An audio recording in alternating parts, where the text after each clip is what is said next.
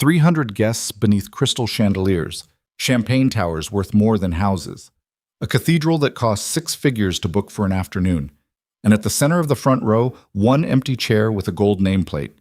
Selene Vale. The woman they destroyed. The woman they invited here to witness her replacement. But when those cathedral doors swing open and four black Rolls Royces arrive like a funeral procession, when Selene steps out in sculpted gold beside Jae Min Seok, the Korean Mafia Boss, whose name makes billionaires sweat, Damian Cross realizes he didn't just betray the wrong woman. He woke something far worse. If you want to see how a stolen empire gets reclaimed in under 2 hours, stay with me until the end. Hit that like button and drop your city in the comments so I can see how far this story travels. What the best part about it? 14 months before the wedding that would destroy Damian Cross completely, Selene Vale sat in her own boardroom and learned what betrayal actually felt like. Not the movie version, not the dramatic kind with shouting and broken glass, the surgical kind. The kind that had been happening quietly behind her back for 11 months while she signed tax documents and approved budgets and trusted the two people she loved most in the world. Damian stood near the windows in his custom suit, hands in his pockets, looking like he'd just closed another perfect deal. Vivian sat across the conference table with her tablet and her coffee and her perfectly neutral expression, the same one she'd worn through 1,000 late nights building Veil Atelier together. And between them sat Mitchell Hargrave, the lawyer Selene had never met before, but whose briefcase currently held every legal document proving she no longer owned the company she'd built from absolutely nothing.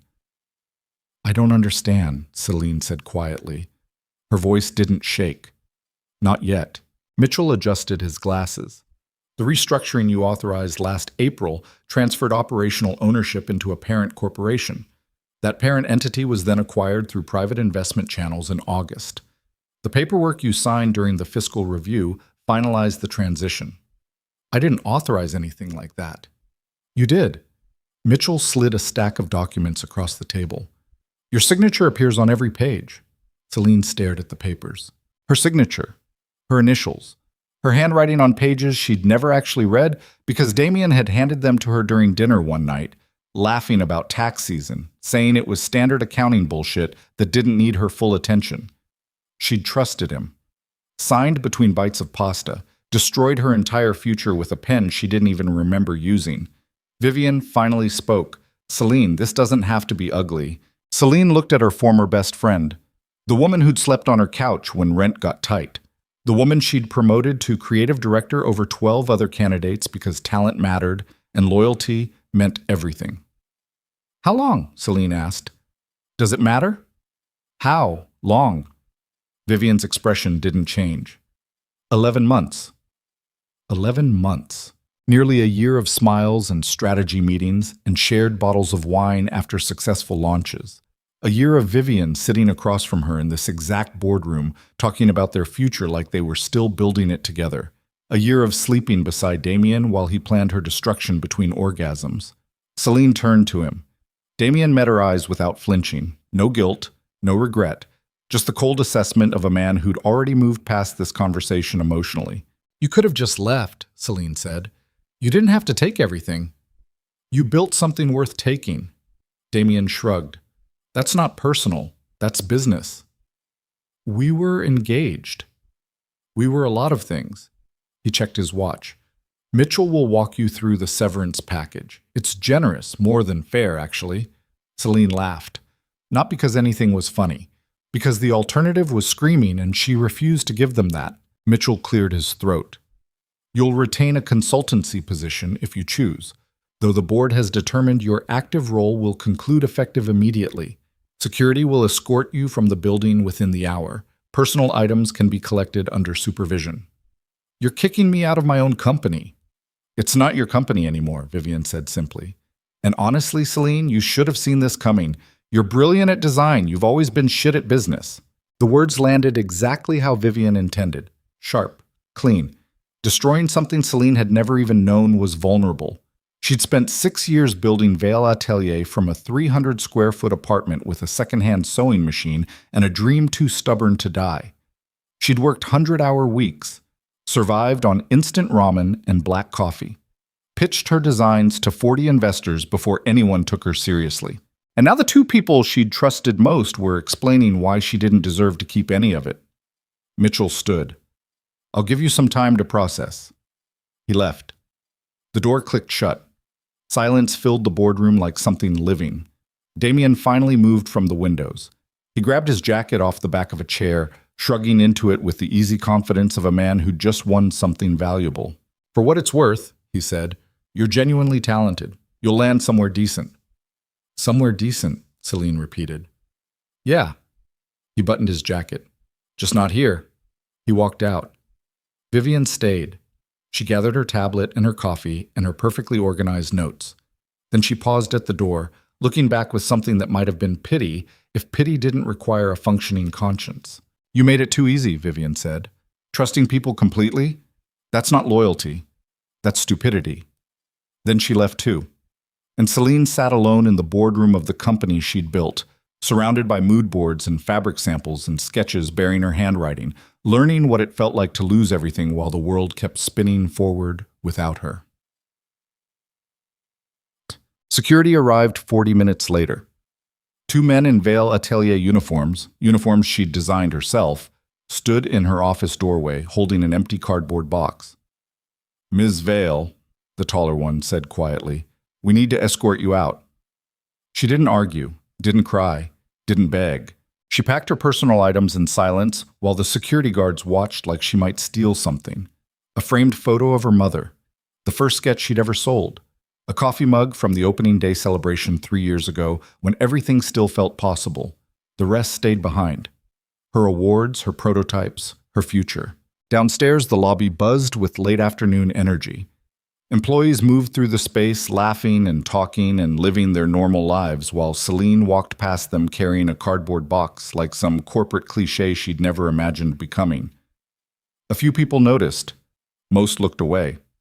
Nobody said anything. The security guards led her through the glass doors onto the sidewalk, where the city noise hit like a wall. Traffic. Voices. Construction somewhere close. The ordinary chaos of a world that didn't care what had just happened to her. One of the guards cleared his throat. "You need us to call you a car?" "No." "You sure?" "I'm sure." They left. Selene stood on the sidewalk outside Vale Atelier headquarters, the building with her name carved into the marble above the entrance, and felt the future collapse into something small and dark and unfamiliar.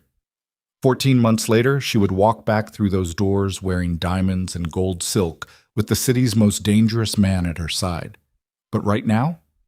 Right now, she was just a woman holding a cardboard box in the rain, watching strangers avoid eye contact with her failure. The weeks after losing everything moved like sludge. Selene stopped checking her bank account after the severance payment cleared. $25,000. Generous, Mitchell had called it. A year's salary for most people. For the woman who'd built a multi-million-dollar empire? Barely enough to cover rent for 6 months. She applied to a dozen design positions at competitor firms. Nobody called back. Damian and Vivian had been thorough. Quiet phone calls to industry contacts. Whispered suggestions that Selene was difficult to work with, creatively unstable, prone to erratic decision-making. Reputation destruction that left no fingerprints. By the end of the first month, Selene stopped applying to design positions entirely. She took a job at a small tailoring shop in a neighborhood she'd never bothered learning the name of.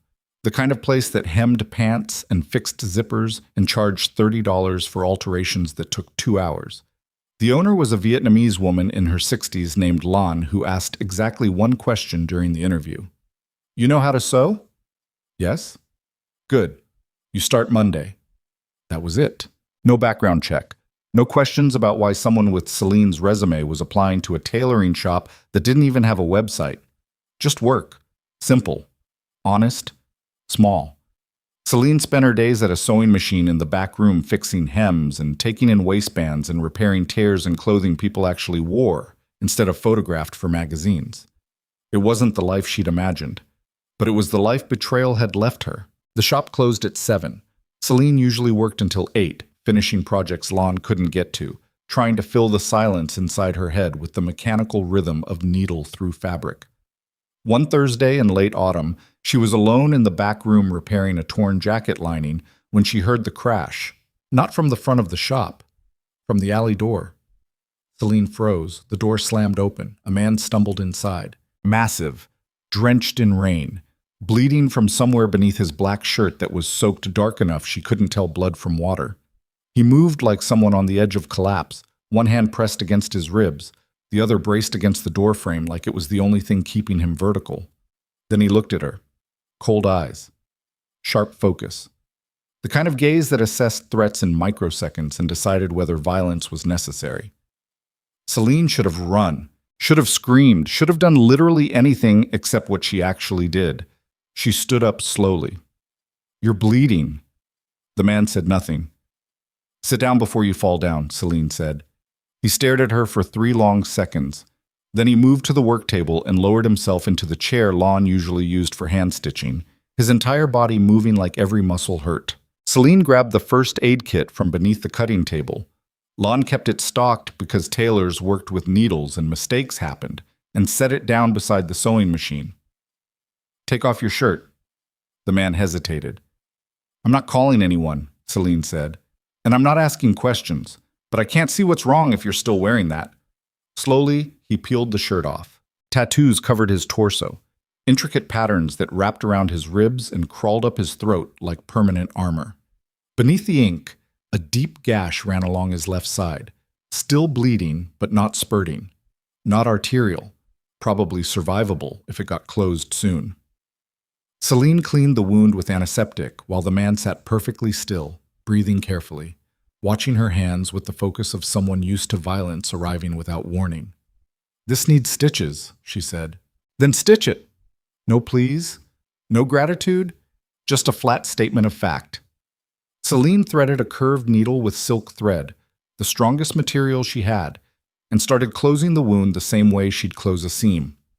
Careful, precise, methodical. The man didn't flinch, didn't make a sound, just breathed through the pain like he'd done this before in worse conditions. Selene worked in silence. Outside, rain hammered against the alley pavement. Inside, the only sound was thread pulling through skin and the quiet rhythm of her own breathing. She finished the final stitch and tied it off. "Done." The man looked down at the wound. Clean stitches, tight seal, professional work. Then he looked at her, really looked at her. Not the way Damian used to look, calculating her value like she was an asset to acquire. Not the way Vivian used to look, measuring her usefulness against shifting priorities. This was different.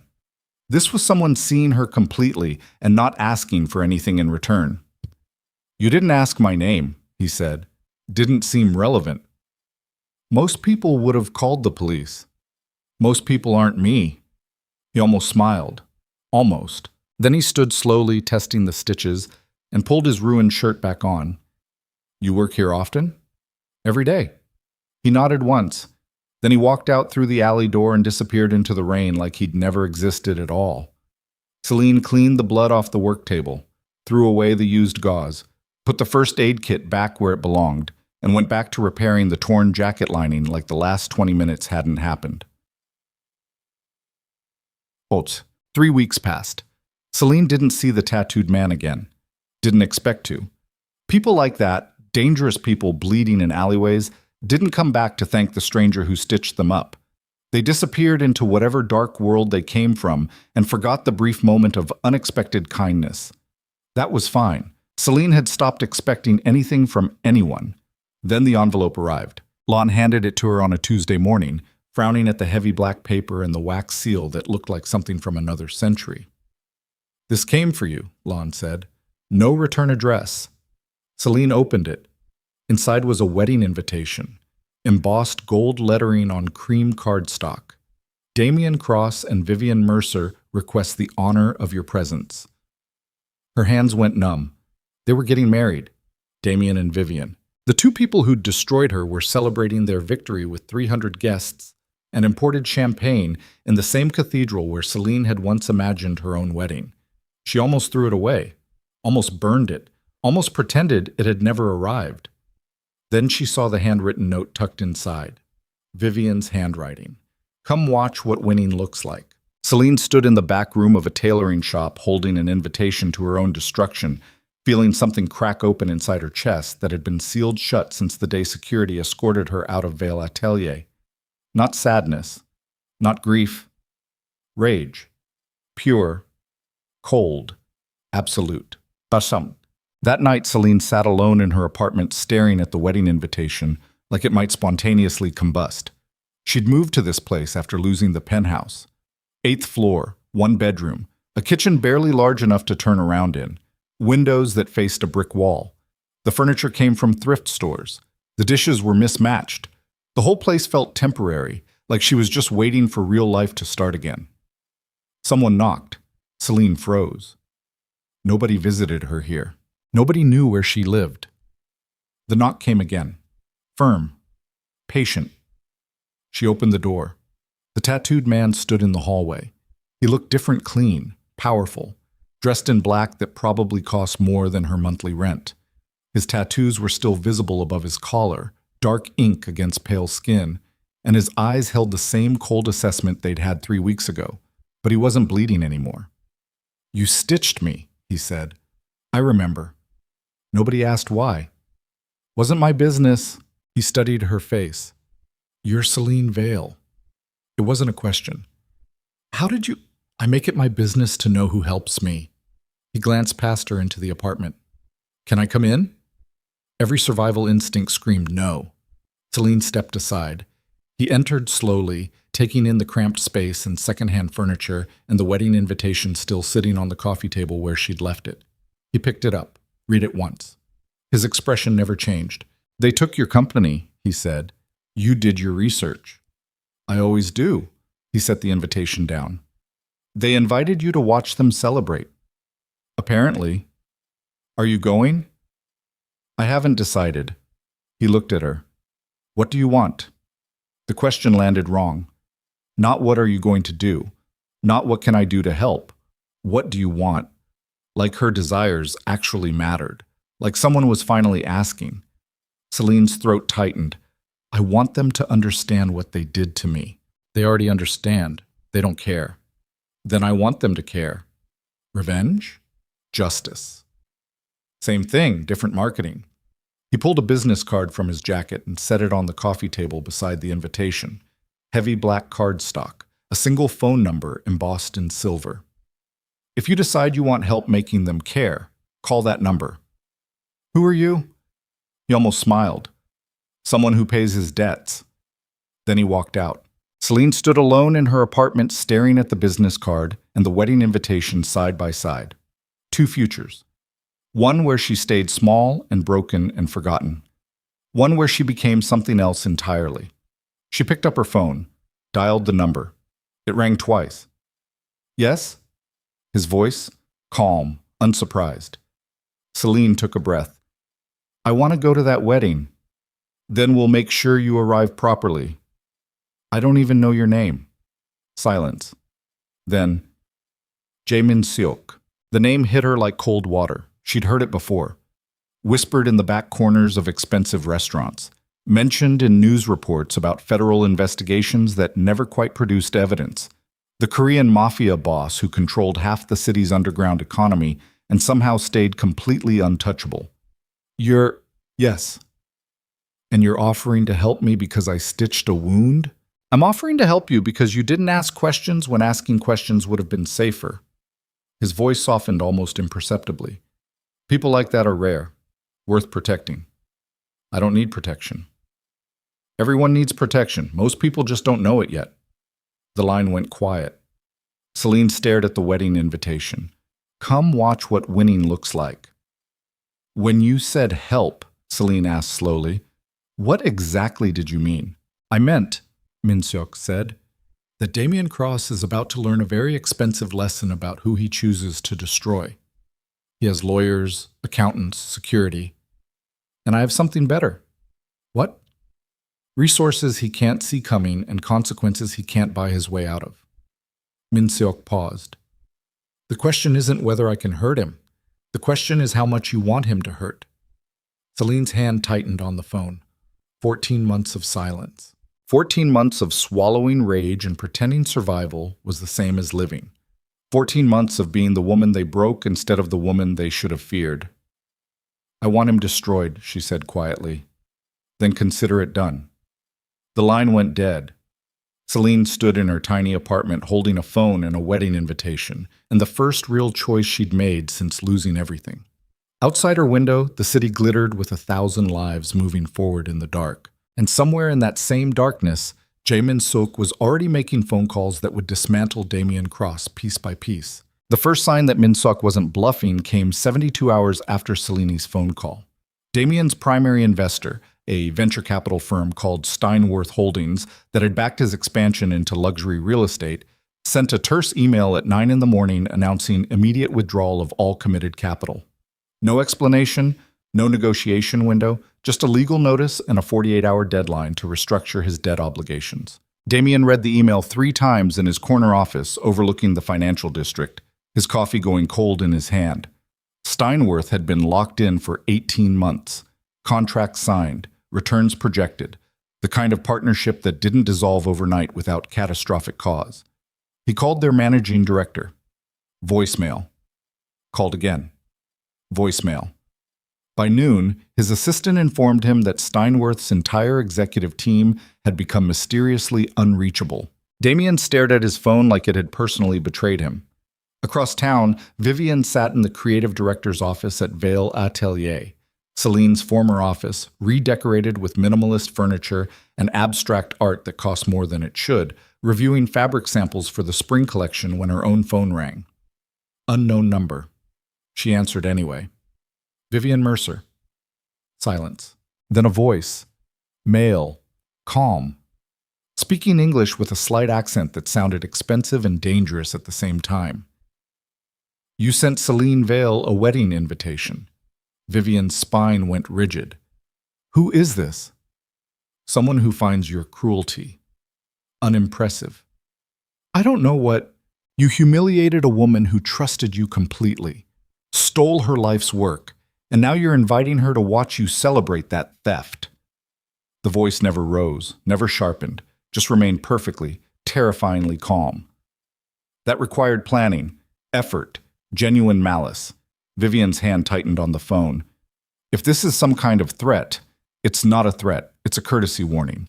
Pause. "The wedding you're planning? It won't end the way you think." The line went dead. Vivian sat frozen in Selene's stolen office, staring at her phone while her heart hammered against her ribs. She should have called Damian, should have called security, should have done something other than sit there feeling the first cold thread of genuine fear work its way up her spine. Instead, she opened her laptop and searched, Jae-min Seok. The results made her blood go ice cold. Federal investigations dismissed. Organized crime speculation, unproven. Money laundering allegations, settled out of court. 18 different articles using words like untouchable and ghost and the man the FBI can't catch. And beneath all of it, a single photograph from a charity gala 3 years ago. Min Seok in a perfect suit, standing beside a South Korean diplomat, his tattooed hands visible above his cuffs and his expression completely unreadable. The caption read, Jae-min Seok, private investor and philanthropist, whose business interests remain deliberately opaque. Vivian closed the laptop. Her hands were shaking. That same afternoon, Selene stood in Min Suk's penthouse apartment in the financial district watching the city spread out below her like a glittering game board. The space was enormous. Floor-to-ceiling windows, furniture that looked sculptural and uncomfortable. Art on the walls that Selene recognized from auction catalogs she used to browse when Vale Atelier was expanding. Everything about the place screamed money and control. Min Seok appeared from one of the back rooms carrying a leather portfolio. Steinworth Holdings withdrew their investment from Cross Development this morning, he said without preamble. Damian is currently trying to restructure $40 million in debt obligations before Friday. Selene turned from the windows. You did that in 3 days? I did that in 3 phone calls. Min Seok set the portfolio on the glass dining table. Steinworth's managing director owes me several favors. I called one in. Just like that. Just like that. He opened the portfolio. Inside were financial documents, corporate structures, ownership chains that looked deliberately complicated. This is everything Damian currently controls, Min-suk said. Real estate holdings, investment vehicles, the shell corporations he used to steal your company. Selene stared at the papers. Her company's name appeared a dozen times, buried inside legal entities she'd never heard of. He built this carefully, Min-suk continued. Layers of separation between himself and the actual assets. Makes it harder to trace, harder to attack. But not impossible. Nothing is impossible, just expensive. He pulled out a second document. This is the ownership structure I've been building for the last 72 hours, matching shell corporations, counter investments, strategic debt acquisition. Selene looked at him. You're buying his companies out from under him. Not me, you. I don't have that kind of money. You do now. Min-suk slid a bank statement across the table. Selene's breath caught. The account was in her name. The balance had 8 figures. I don't understand, she said quietly. You stitched a wound without asking questions. That's worth something. Min-suk's expression didn't change. Consider it an investment in your future. Nobody gives away $50 million. I'm not giving it away. I'm lending it. 0 interest, payable, whenever you're ready. He tapped the financial documents.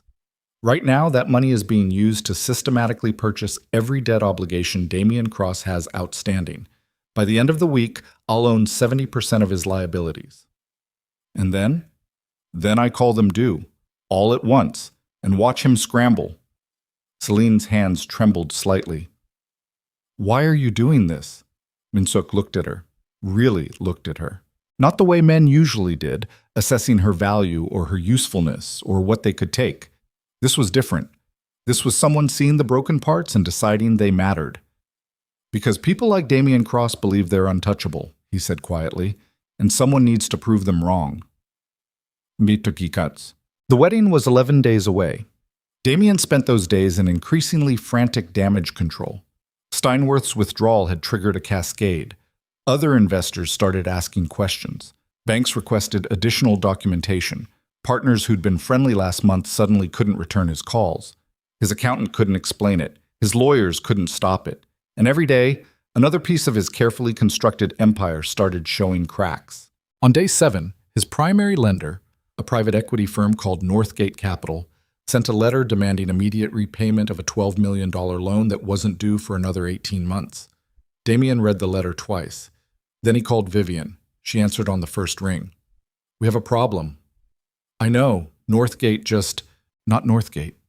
Something worse. Vivian's voice was tight. I got a call 3 days ago. A man. He knew about the wedding invitation, knew what we did to Selene, and he said the wedding wouldn't end the way we think. Damian went very still. What man? He didn't give a name, but I looked into it. Pause. I think it's Jae Min-seok. The name meant nothing to Damian. Who? Korean Mafia, money laundering, federal investigations that somehow never produce evidence. Vivian's breath sounded uneven. Damian, if this is who I think it is, we're not just dealing with a business problem. We're dealing with someone who operates completely outside normal rules. That's insane. Why would someone like that care about Selene Vale? I don't know. But everything falling apart? The investors disappearing? The loans being called early? Vivian's voice dropped. That's not coincidence. Damian's jaw tightened. Set up a meeting with Selene. What? You heard me. If someone's attacking us because of her, we need to know what she's planning. She won't meet with us. She will if we threaten to sue her for defamation, for spreading lies about how we acquired the company. Make it ugly enough and she'll come to the table just to make it stop. Silence. Then Vivian said quietly, This is a bad idea. You have a better one? She didn't. The email arrived in Selene's inbox that night. Formal, legal, threatening litigation for reputational damage, and demanding an immediate meeting to resolve these matters before they escalate further. Selene read it twice in the back room of Lan's tailoring shop, her hands steady despite the rage building in her chest. They were threatening her. Again.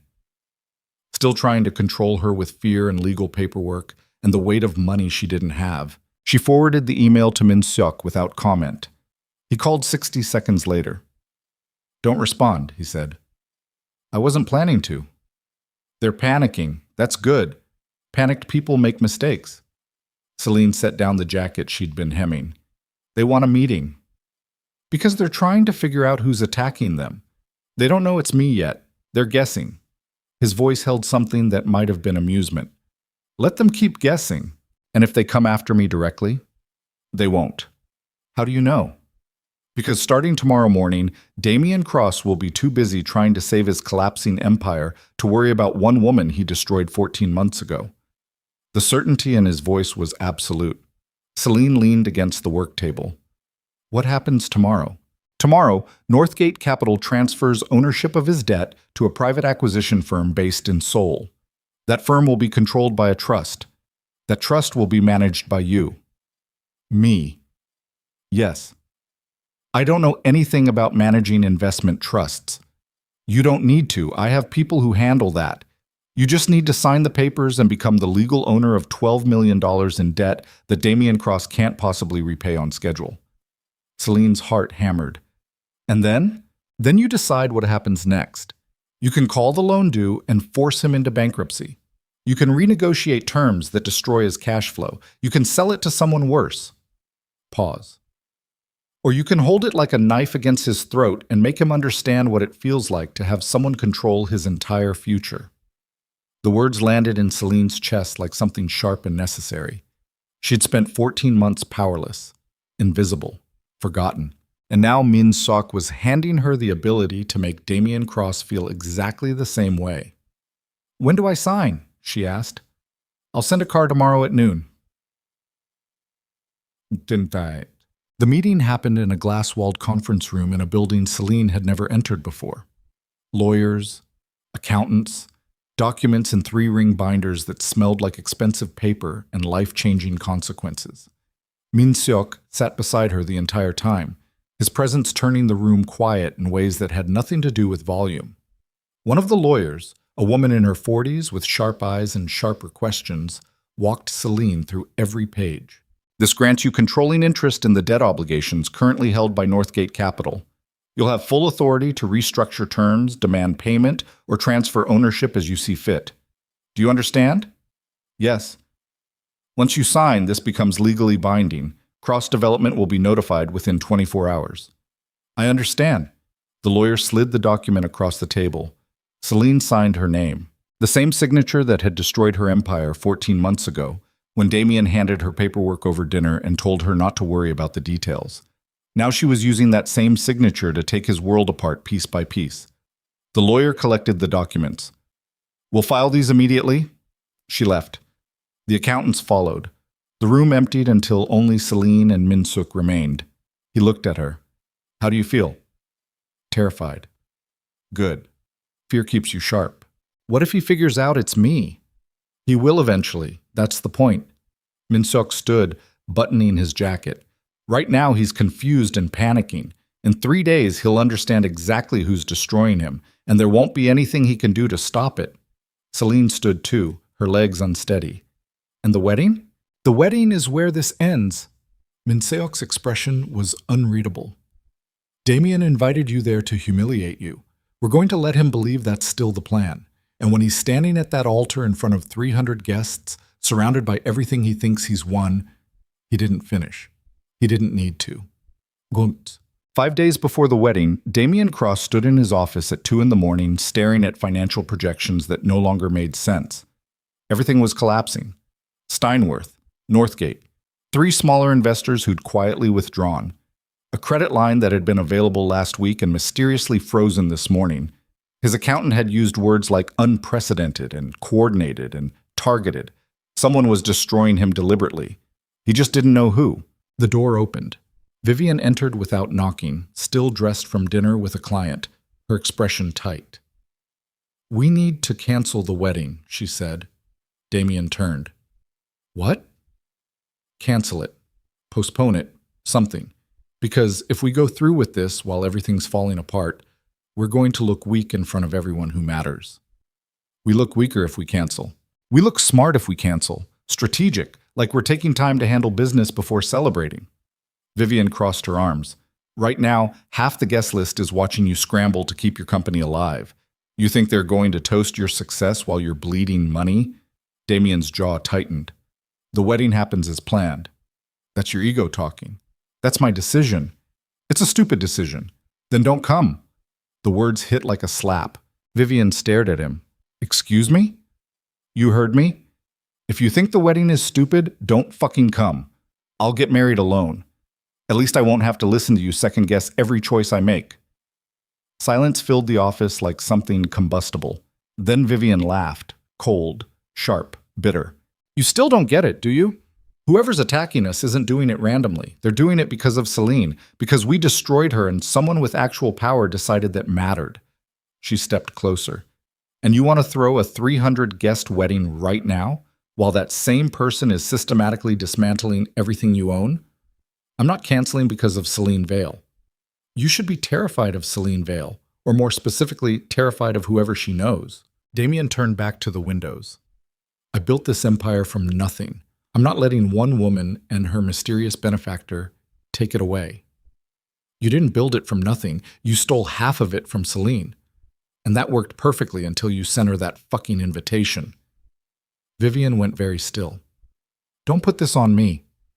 You wanted to rub her face in it. You wanted her there watching us win. You made this personal. We both made it personal when we took her company. Taking her company was business. Inviting her to the wedding was cruelty. Damian's voice was cold. And now someone's making us pay for your cruelty. The air between them turned toxic. Vivian grabbed her purse off the chair. I'm leaving. Good. And for the record, if this wedding happens and everything goes to hell the way I think it will, I'm not going down with you. She walked out. The door slammed. Damian stood alone in his office overlooking a city that suddenly felt hostile and unfamiliar, realizing too late that he'd just burned the last alliance he had left. 3 days before the wedding, Min Seok's stylist arrived at Selene's apartment with 3 garment bags and a makeup artist whose portfolio included magazine covers Selene used to dream about appearing in. We're transforming you, the stylist said, unzipping the first bag. Inside was a gown, not a dress. A gown. Gold silk that caught light like liquid metal, hand-beaded with crystals that formed patterns almost too intricate to follow. A neckline that would showcase the diamond necklace currently sitting in a locked case the makeup artist had brought. Selene touched the fabric carefully. It was the kind of dress she used to design, the kind of craftsmanship Veil Atelier had been known for before Damian and Vivian stole it. Try it on, the stylist said. Selene disappeared into the bedroom. The gown fit perfectly, like it had been made specifically for her body, tailored to measurements nobody should have had access to. She stepped back into the living room. The stylist smiled. Now you look like someone who owns an empire. The makeup artist went to work. Foundation, contour, eyeliner sharp enough to cut, lipstick the color of expensive wine. They worked for 90 minutes. When they finished, Selene looked in the mirror and barely recognized herself. Not because she looked different, because she looked like the woman she used to be. Powerful, confident, dangerous. The woman Damian and Vivian should have been afraid to cross. A knock at the door interrupted her thoughts. The makeup artist answered. Min Seok stepped inside. He stopped when he saw Selene. Just stopped, completely still. His expression didn't change, but something in his eyes shifted. Recognition and appreciation, and something deeper that he didn't voice. You look, he said quietly, like the kind of woman who ends empires. Selene's breath caught. The stylist packed up her supplies. The makeup artist followed. They left without another word, closing the door softly behind them. Min Seok crossed the small apartment slowly, his gaze never leaving Selene's face. The wedding is in 3 days, he said. When we walk into that cathedral, every person there will know something has changed. They won't understand what, but they'll feel it. And Damian? Damian will see you and realize he destroyed the wrong woman. Min Seok reached into his jacket and pulled out a velvet box. Inside was the diamond necklace.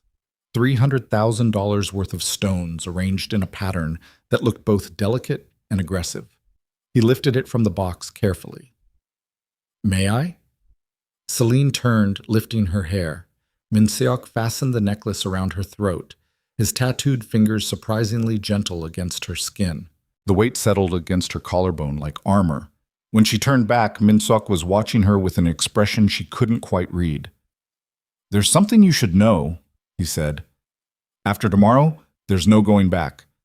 Once we walk into that cathedral and Damian sees what we've done to his empire, this becomes permanent. He'll spend the rest of his life knowing you destroyed him. Good. It will change you too. Revenge always does." Selene met his eyes. "I've already been changed. Betrayal changed me. Losing everything changed me. This?" She touched the diamonds at her throat. "This is just me deciding I'm done being the victim in someone else's story." Minseok nodded slowly. Then he did something unexpected. He took her hand, not possessively, not demanding, just holding it carefully, like she was something valuable that required protection. "When we walk into that cathedral," he said quietly, "you walk in as my equal. Not my weapon, not my project. My equal. And anyone who tries to hurt you after that goes through me first." The word settled into Selene's chest like something warm and dangerous. She'd spent 14 months alone, invisible, forgotten. And now the city's most feared man was standing in her apartment promising protection she hadn't asked for and didn't entirely understand. "Why?" she asked. "Why does this matter to you?" Minseok's expression softened almost imperceptibly. "Because I've spent my entire life being the person everyone fears, the person they cross the street to avoid, the person they whisper about in corners." He paused. "And you stitched my wounds without asking who I was or what I'd done. You just saw someone bleeding and decided that mattered." "That's not—" "Yes, it is." His grip on her hand tightened slightly. "You treated me like a person, not a monster, not a weapon, just a person who needed help." His voice dropped. "Nobody's done that in 15 years. Selene's throat tightened. She looked at this man, this dangerous, powerful, untouchable man, and saw something she recognized. Loneliness. The kind that came from being seen as a tool instead of a human being. The kind she'd lived with for 14 months. "The wedding," she said quietly. "What happens after?" "After, you get your company back. Damian loses everything, and we decide what comes next." "We?" "If you want." The offer hung in the air between them. Not romantic, not transactional, just honest.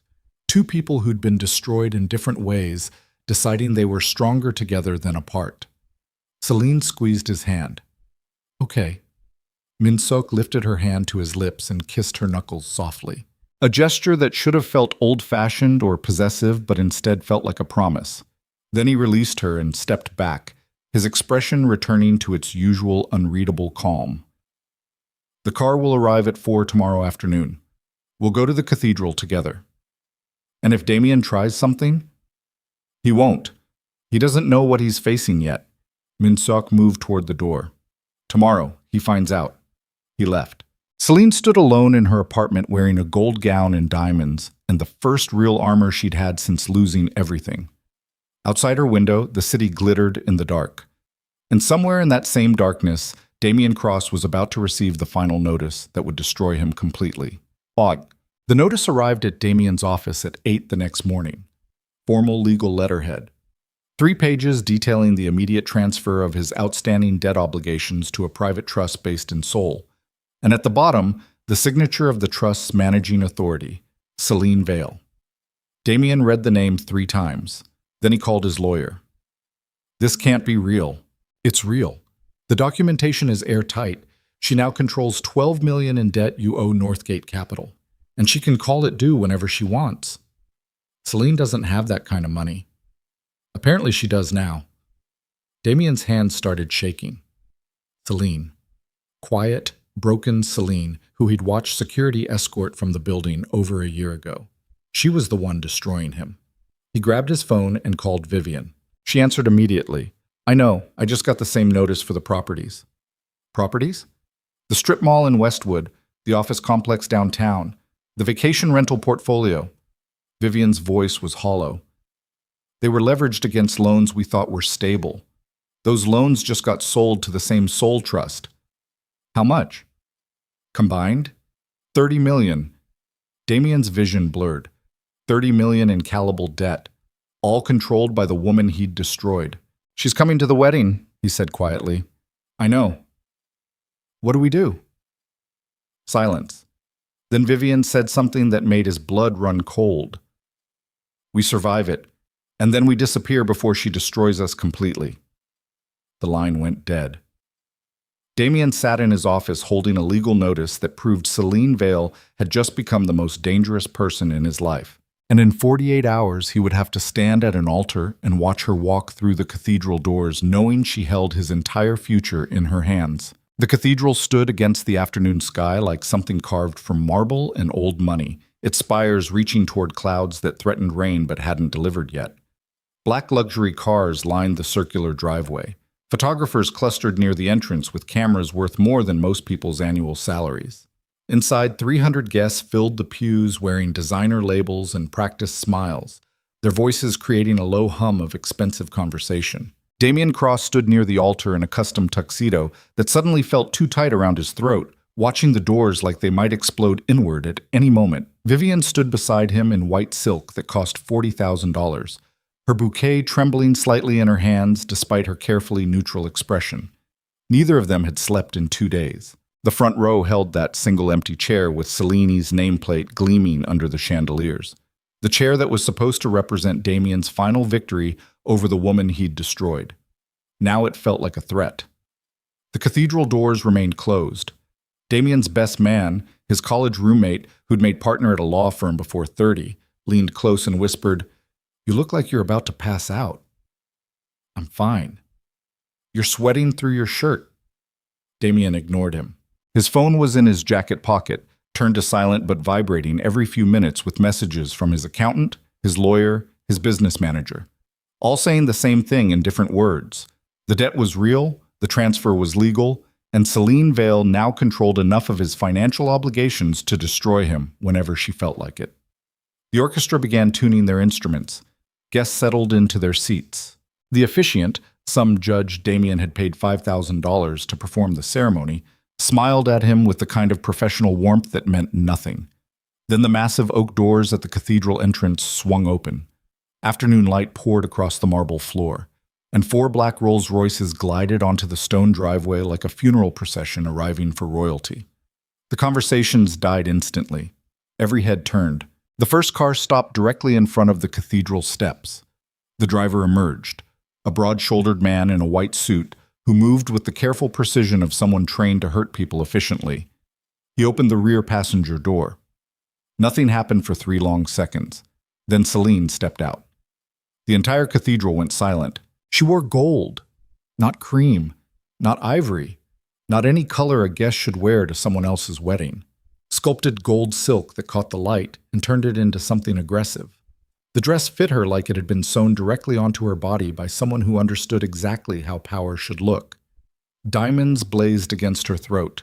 Her hair was pulled back severe and elegant, showing off cheekbones that seemed sharper than Damian remembered. And her eyes, those same eyes he'd watched go empty when security escorted her out of Vale Atelier, were absolutely calm. Beside her stood a man Damian had never seen before. Tall, Korean, dressed in immaculate black with tattoos visible above his collar.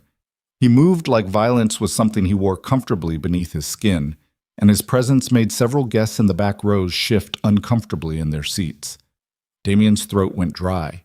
The man placed his hand on the small of Selene's back, not possessive, just present, and they walked toward the cathedral entrance together while 4 more men in white suits formed a loose perimeter around them. Vivian grabbed Damian's arm. Her fingernails dug through the fabric of his tuxedo, hard enough to hurt. "That's him," she whispered. "That's Min Seok." The name meant nothing to most of the guests, but the handful who recognized it went very still. Selene and Min Seok entered the cathedral. The massive doors swung shut behind them with a sound like a tomb ceiling. Then they walked down the center aisle, not hurrying, not hesitating, just moving forward with the kind of certainty that made everyone else feel like extras in a scene they didn't understand. Guests whispered. Cameras flashed despite the no photography rule. Someone in the 3rd row pulled out their phone and started recording.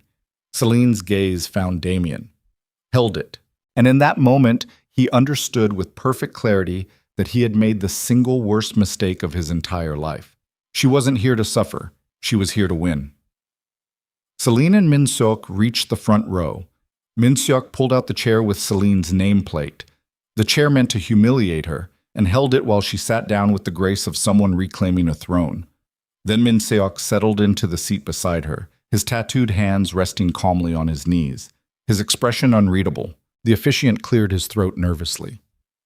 "Shall we begin?" Damian couldn't speak. Vivian answered for both of them. "Yes." The ceremony started.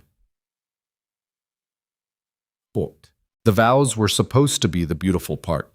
The moment where Damian and Vivian declared their love in front of everyone who mattered and cemented their victory over the woman they'd destroyed. Instead, Damian stumbled through his lines like someone reading a script in a language he didn't speak. His hands shook, his voice cracked. He kept glancing toward the front row where Selene sat perfectly still, perfectly composed, watching him fall apart in real time.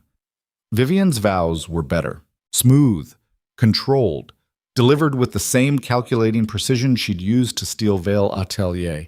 But her eyes kept darting toward Min Seok, and the confidence in her voice sounded increasingly hollow.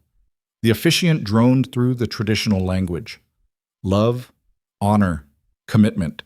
Words that felt obscene in a cathedral filled with 300 people who'd come to witness a spectacle, not a marriage. Then the officiant reached the moment Damian had been dreading. "If anyone here has objections to this union, speak now or—" Min Seok stood. The movement was unhurried, deliberate, and it turned the entire cathedral into a held breath. He walked to the altar slowly, his footsteps echoing against marble in the sudden silence. Every eye tracked his movement. Several guests pulled out phones. One woman in the fifth row actually stood up like she might need to run. Min Seok reached the altar and stopped directly in front of Damian. Then he pulled a black leather folder from inside his jacket and held it out. "Open it," Min Seok said quietly. His voice was calm, almost polite. But something in his tone made it clear this wasn't a request. Damian took the folder with numb fingers. Inside were documents, financial statements, ownership transfers, legal notices bearing corporate seals and notary stamps. His vision blurred trying to process the information. Then Min Seok spoke clearly enough for the entire cathedral to hear. "The investment firm that financed your expansion into luxury real estate belongs to me. The credit lines you've been using to maintain liquidity? Also mine. The shell corporations holding your assets offshore?" He paused. "I bought those 3 days ago." Damian's hand started shaking so badly the papers rattled. Min Seok continued in that same terrifyingly calm voice. "Your accounts have been frozen as of 9 this morning. Your vehicles were repossessed 2 hours ago. Your penthouse apartment? The bank foreclosed at noon." He tilted his head slightly. "And this cathedral you're standing in? I purchased it yesterday. You're getting married in a building I own." The silence was absolute. Nobody moved. Nobody breathed. Damian flipped through the documents with rising panic, seeing his signature on page after page, understanding too late that every deal he'd made over the last 18 months had been carefully constructed to lead to this exact moment. He'd been played, systematically, perfectly, and he hadn't seen it coming until it was far too late. "You can't do this," Damian whispered. "It's already done." Min Seok's expression never changed. "Every asset you stole from Selene Vale has been transferred back into her name. Every dollar you took, returned with interest. The empire you built on her destruction." He gestured toward the papers. "Gone." Vivian made a sound like she'd been punched. Damian looked at her and saw his own panic reflected back. Then Min Seok turned away from the altar and walked back to Selene. He pulled a second document from his jacket, this one in a cream-colored envelope, and handed it to her with something that looked almost like reverence. Selene opened it. The ownership deed to Veil Atelier, her company, completely restored to her name. Her hands tightened on the paper, and for just a moment her carefully controlled expression cracked. Not into tears, into something fiercer, victory mixed with vindication mixed with rage that had been building for 14 months. She stood slowly, gold silk cascading around her like liquid fire. The cathedral remained frozen. Then Vivian moved. She ripped off her veil and threw it at Damian's chest, the delicate fabric hitting him like an accusation. "You stupid bastard," she hissed. You said this was airtight. You said nobody could touch us. You said, I didn't know, Damian said. You didn't know? You destroyed a woman and didn't bother checking whether she had powerful friends? Vivian's voice climbed toward hysteria. You invited her here to humiliate her, and now we're the ones standing at this altar looking like fools in front of everyone who matters. We can fix this. Fix it? With what money? What assets? What leverage? Vivian grabbed her bouquet and hurled it across the cathedral. White roses exploded against a stained glass window. There's nothing left to fix. She turned and walked straight down the center aisle, not running, just leaving, abandoning Damian at the altar in front of 300 guests who were already pulling out phones to document his complete destruction. The cathedral doors slammed behind her. Damian stood alone in his tuxedo, holding a black folder full of documents proving he'd just lost everything, while the woman he'd destroyed watched from the front row with diamonds at her throat and victory in her eyes. Then Selene moved. She walked toward the altar slowly, deliberately, the same path she'd taken minutes ago, except now she was the one in control. Damian tried to speak. Selene, She held up one hand. He stopped. The silence was crushing. Selene reached the altar and looked at him with an expression that held no mercy, no forgiveness, no trace of the woman he'd once been engaged to. You took everything from me, she said quietly. My company, my future, my ability to trust anyone. You did it carefully and legally, and you smiled while I signed the papers that destroyed my life. I'm sorry. You're not sorry. You're panicked. There's a difference. She stepped closer. You wanted me to sit in that chair and watch you celebrate stealing my empire. You wanted me to feel small and broken and forgotten. Damian's throat closed. Well, Selene's voice was ice. I hope you enjoyed the view from the top, because you're never getting back there again. She turned and walked back to Min Seok, who was waiting for her like a wall nothing could move through. He took her hand, not possessively, not aggressively, just claimed her presence in a way that made it clear she was protected by something far more dangerous than lawyers or money or social standing. They walked toward the cathedral exit together. Behind them, Damian remained frozen at the altar while 300 guests watched his empire collapse in real time. The candles still burned, the flowers still bloomed, and the future he'd built on betrayal died around him piece by piece. Chi. The Rolls-Royce door closed with the solid thunk of German engineering and old money. Selene sat in leather seats that probably cost more than her first apartment, still holding the deed to Atelier in hands that had finally stopped shaking. Min Seok settled beside her. How do you feel? Like I can breathe for the first time in 14 months. Good. The convoy pulled away from the cathedral, leaving behind the scattered wreckage of Damian Cross's wedding and reputation. Selene looked out the window at the city passing by, the same city that had watched her fail and hadn't cared. Now she was seeing it from behind tinted glass in a vehicle worth $500,000, and the shift in perspective felt almost surreal. What happens now? She asked. Now you decide what to do with your company. Just like that? Just like that. It's yours again. Completely. No strings, no obligations. Min Seok's voice was calm. You can rebuild it, sell it, burn it down if you want. The choice is entirely yours. Selene's fingers traced the edge of the deed. And Damian? Damian will spend the next 10 years rebuilding from nothing, maybe longer. Depends how well he handles failure. Will he come after me? He'll try. Min Seok looked at her. And he'll fail, because you're not alone anymore. The words settled into Selene's chest like something warm and permanent. She'd spent 14 months completely isolated. Now she was sitting beside someone who'd dismantled an empire just to prove she mattered. The car pulled up outside a high-rise building in the financial district, Min Seok's building. Come upstairs, he said. We should celebrate properly. Selene followed him through the lobby, all marble and chrome and security guards who nodded respectfully as Min Seok passed, and into a private elevator that required a fingerprint to activate. They rode up in silence. The doors opened directly into his penthouse, the same space Selene had visited days ago, except now it felt different. Less intimidating, more like somewhere she might actually belong. Min Seok poured 2 glasses of whiskey from a crystal decanter and handed her one. To reclaiming what's yours, he said. They drank. The whiskey burned going down, but it was the good kind of burn. The kind that meant quality and care and something worth savoring. Selene set her glass down on the dining table beside the deed to her company. Then she looked at Min Seok, really looked at him, and asked the question that had been building since the moment he'd walked out of that alley 3 weeks ago. Why did you really do this? I told you, I pay my debts. Nobody dismantles an empire over a few stitches. Min Seok was quiet for a long moment. Then he set his own glass down and moved to the floor-to-ceiling windows overlooking the city. When I was 23, he said quietly, I made a mistake. A bad one. The kind that gets people killed in my line of work. My mentor, the man who'd built everything I eventually inherited, had every reason to execute me. Instead, he gave me a second chance. Taught me that power isn't just about destruction. It's about knowing when to show mercy.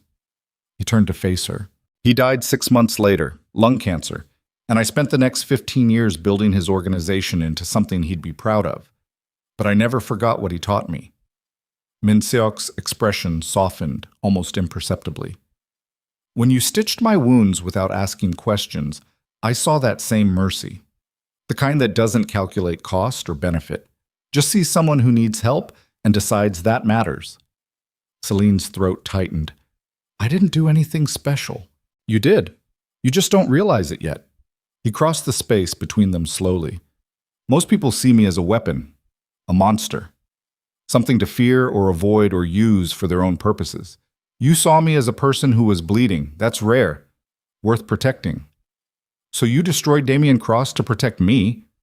I destroyed Damian Cross because he deserved it. Protecting you was just the reason I chose to act now instead of later. The honesty in his voice was absolute. Selene stepped closer, closing the distance between them until she could see the fine details of his tattoos where they crawled up his neck and the small scar above his left eyebrow that she'd somehow missed before. What happens next? She asked quietly. That depends on what you want. I want my company back. You have it. I want Damian to understand what he did to me. He does. Trust me. And I want... She stopped. Min Seok waited. Selene took a breath.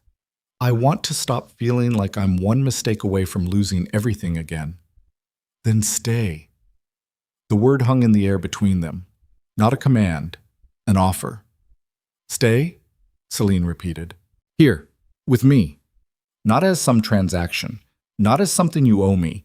Just stay because you want to and because you're safer here than anywhere else in this city. His voice dropped. I can't promise you'll never hurt again. But I can promise nobody will destroy you the way Damian did. Not while I'm alive. Selene looked at this man, this dangerous, powerful, untouchable man, and saw something she recognized. Loneliness dressed up as control. The same thing she'd been living with for 14 months. She lifted her hand and placed it against his chest, feeling his heartbeat through the expensive fabric of his shirt. Okay, she said. Min Seok's expression didn't change, but something in his eyes shifted. Relief, maybe. Or recognition that he wasn't alone anymore either. He lifted his hand and covered hers, pressing it more firmly against his chest so she could feel the steady rhythm of his pulse. Then his phone rang. The shrill sound shattered the moment like glass breaking. Min Seok pulled the phone from his pocket and glanced at the screen. His expression went cold.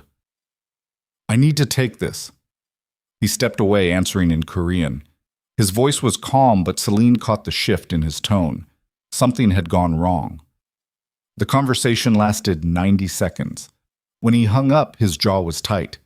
What happened? Selene asked. Min Seok looked at her. One of my lieutenants just informed me that federal agents raided 3 of my properties an hour ago. Simultaneous, coordinated. They had warrants for everything. Selene's stomach dropped. How is that possible? Someone gave them information, detailed information, the kind that only comes from inside my organization. His hands clenched slightly. I have a traitor. Who? I don't know yet, but I'll find out. He grabbed his jacket from the back of a chair and shrugged into it, his entire demeanor shifting from the man who'd just offered her protection to something harder and more dangerous. Stay here, he said. Don't leave this building until I come back. Min Seok, please. The word was quiet but absolute. If someone's moving against me, you're not safe outside these walls. The security here is the best in the city. You'll be protected. Then he was gone. The door closed. The lock engaged. And Selene stood alone in a penthouse worth tens of millions of dollars, holding a deed to the company she'd just reclaimed, realizing too late that winning one war had apparently started another. The hours crawled past like something dying. Selene paced the penthouse, trying not to catastrophize while her mind spun through every worst-case scenario. Federal raids, traitors. Min Seok walking into a trap he couldn't see coming. She tried his phone twice. Both calls went to voicemail. By midnight, her anxiety had transformed into something sharper. She was about to call again when the elevator dinged. The doors slid open. Min Seok stepped out, alive, unhurt, but his expression was carved from stone. "What happened?" Selene asked. He didn't answer immediately, just moved to the bar and poured himself 3 fingers of whiskey, downing it in one motion that looked more like necessity than pleasure. Then he turned to face her. "The traitor was my head of security, someone I've known for 8 years, someone I trusted with my life." His voice was flat. "He's been feeding information to federal investigators for 6 months. They have recordings, financial transactions, witness statements, everything they need to build a case." Selene's breath caught. "Can they arrest you?"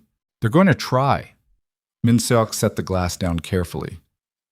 "My lawyers are already working on it, but this is bad. The kind of bad that doesn't just go away with money." "What do we do?" "We?" He looked at her. "There is no we in this. This is my problem, my organization, my consequences. You just destroyed Damian Cross to protect me, and now you're saying I can't help you. I'm saying I won't let you go down with me if this collapses." His jaw tightened. "Everything I did for you?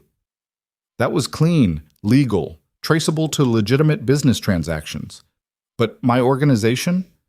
He gestured vaguely toward the windows. "That's built on things that put people in prison. And I'm not dragging you into that world just because you stitched a wound." Selene crossed the space between them. "You gave me my company back. You gave me my life back. You think I'm just going to walk away the second things get complicated?" "Yes, because you're smart enough to know when to cut your losses. I'm also stubborn enough to know when someone's trying to protect me by pushing me away." She grabbed his hand. "Whatever's coming, we face it together." Min Seok stared at their joined hands. For a long moment, he didn't move. Then he pulled away. The rejection was gentle but absolute. "You need to leave," he said quietly. "What?" "Take your company, rebuild your life. Stay as far away from me as possible." His voice was hollow. "Because in 72 hours, federal agents are going to arrest me on charges that will keep me in custody for the next decade. And when that happens, anyone associated with me becomes a target." "I don't care." "You should." He met her eyes. "I destroyed Damian Cross because destroying him didn't cost me anything I wasn't willing to lose. But keeping you safe? That costs me everything, and I'm willing to pay it." The words hit Selene like a physical blow. She'd just gotten her life back, just found someone who treated her like she mattered, and now that same person was telling her to disappear before the whole thing came crashing down. "This isn't fair," she whispered. "No, it's not." Min Seok's expression was carved from regret. "But life stopped being fair the moment you trusted Damian Cross. And it's not getting fair just because you helped the wrong dangerous man." He turned away, facing the windows and the city beyond. Selene stood behind him, feeling her brief moment of victory collapse into something hollow and uncertain. She'd reclaimed her empire, but she'd lost the person who'd made that possible.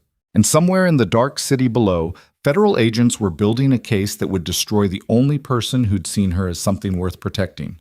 The future she'd imagined 60 minutes ago, safety, partnership, someone who understood what betrayal felt like, disappeared like smoke, leaving behind only the cold reality that winning one war had just made her collateral damage in another. Selene didn't leave. She stood in Min Seok's penthouse for 3 full minutes after he told her to disappear, watching his back while he stared out at the city like it might provide answers neither of them had. Then she said, "No." Min Seok turned slowly. "What?" "I said no. I'm not leaving." "Selene, You spent 3 weeks destroying Damian Cross to give me back my life. You think I'm going to walk away the second yours falls apart? She crossed the space between them, her heels sharp against the marble floor. Whatever's coming, we face it together. That's not negotiable. You don't understand what you're agreeing to. Then explain it to me. Min Seok's jaw tightened. For a moment he looked like he might argue. Then something in his expression shifted. Resignation mixed with something that might have been relief. The federal case against me is built on testimony from my head of security, a man named Song Tae-jun, who's been recording conversations for 6 months. He has documentation of money transfers, business transactions, meetings with people whose names appear on federal watch lists. Min Seok's voice was flat. My lawyers say the evidence is damning, enough to charge me with racketeering, money laundering, conspiracy, enough to put me away for 20 years if they decide to prosecute aggressively. Selene's stomach dropped. Can they prove it? They can prove enough. The rest doesn't matter. Once you're indicted, public perception does more damage than the trial itself. He moved to the bar and poured another whiskey, but didn't drink it, just held the glass like it might keep his hands occupied. Every legitimate business I own will be investigated, every partnership scrutinized, every contract examined for criminal intent, and everyone associated with me becomes collateral damage, including me. Especially you. Because you just reclaimed a multi-million-dollar company using money I gave you. Federal prosecutors will claim that money came from illegal sources. They'll freeze your assets, seize Veil Atelier, tie everything up in litigation until you're bankrupt from legal fees alone. The words hit like ice water. Selene had just gotten her company back, and now she was about to lose it again, this time to federal investigators instead of ex-lovers. There has to be a way to fight this, she said. There is. I disappear. Leave the country. Operate from somewhere without extradition treaties, and let my lawyers handle the cleanup. Min Seok finally drank the whiskey. But that means abandoning everything I built here, everyone who depends on me, every promise I made. So you're just going to run? I'm going to survive. There's a difference. Selene looked at this man, this dangerous, powerful man who dismantled an empire for her, and saw something she recognized. Fear dressed up as pragmatism. The same thing she'd felt 14 months ago when Damian destroyed her and running seemed like the only option left. What if we gave them something bigger? She said quietly. Min Seok turned. What? Your head of security betrayed you for a reason. Either he's getting immunity or he's getting paid, probably both. Selene's mind started racing through the logic. But immunity only works if his testimony is valuable. If we give federal investigators something more valuable than you, they lose interest in the case. There's nothing more valuable than taking down a Korean Mafia boss. What about the person who hired Song Tae-jun to betray you? Min Seok went very still. Think about it, Selene continued. Your security chief doesn't just wake up one morning and decide to become a federal informant. Someone got to him. Someone with resources and motivation to destroy you. Someone who benefits from you being in prison or exiled. A rival. Or someone you hurt without realizing it. Min Seok's expression shifted as the implications settled in. If we can prove Song was turned by someone else, someone running their own criminal organization, we flip the investigation. Exactly. You become a cooperating witness instead of a target. The feds get a bigger case. You get immunity. That's insane. So was destroying Damian Cross in 3 weeks. You did that anyway. Min Seok stared at her like he was seeing someone completely new. Then he pulled out his phone and made a call. The conversation was in Korean, rapid and intense. Selene caught the urgency in his tone, even if she couldn't understand the words. He hung up after 2 minutes. I have someone who can access Song's financial records, Min Seok said. If he's been paid off, there'll be a trail, offshore accounts, wire transfers, something that connects him to whoever's pulling the strings. How long will that take? 6 hours. Maybe less. He checked his watch. It's 1 a.m. By dawn, we'll know if this theory holds up. And if it does? Then we go to war. The words hung in the air like a promise and a threat. Selene felt her heart hammering. Not from fear. From the sharp clarity that came from finally having a plan that didn't involve running or hiding or accepting defeat. I'm in, she said. Min Seok looked at her for a long moment. Then he crossed the space between them and took her face in his hands, tattooed fingers careful against her skin. "If we do this," he said quietly, "there's no going back. You'll be tied to me in ways that make reclaiming your company look simple. Federal investigations, underworld politics, people who solve problems with violence instead of lawyers. I know. And you're still choosing this. I'm choosing you." The honesty in her voice was absolute. Min-seok kissed her. Not gently, not tentatively, with the kind of desperate intensity that came from two people who'd been alone too long and suddenly found someone worth fighting for. Selene kissed him back, her hands fisting in his shirt, pulling him closer like proximity might keep the world from falling apart around them. When they broke apart, both breathing hard, Min-seok rested his forehead against hers. "We have 6 hours," he said. "Try to sleep." "Not a chance." He almost smiled. "Was." The information arrived at 6:43 in the morning. Min-seok's contact, a woman named Park Ji-woo, who apparently specialized in financial forensics, sent an encrypted file containing Song Tae-jun's complete banking history for the last 8 months. Min-seok opened it on his laptop while Selene stood behind him, both of them running on caffeine and adrenaline instead of sleep. The first few pages were mundane. Salary deposits, bill payments, normal financial activity. Then page 7 showed a wire transfer, $50,000, deposited into an offshore account in the Cayman Islands 12 days after the federal raids began. The sending account belonged to a shell corporation registered in Singapore. Min-seok pulled up the corporate registry. The shell company had 3 listed directors. One of them was a name Selene recognized.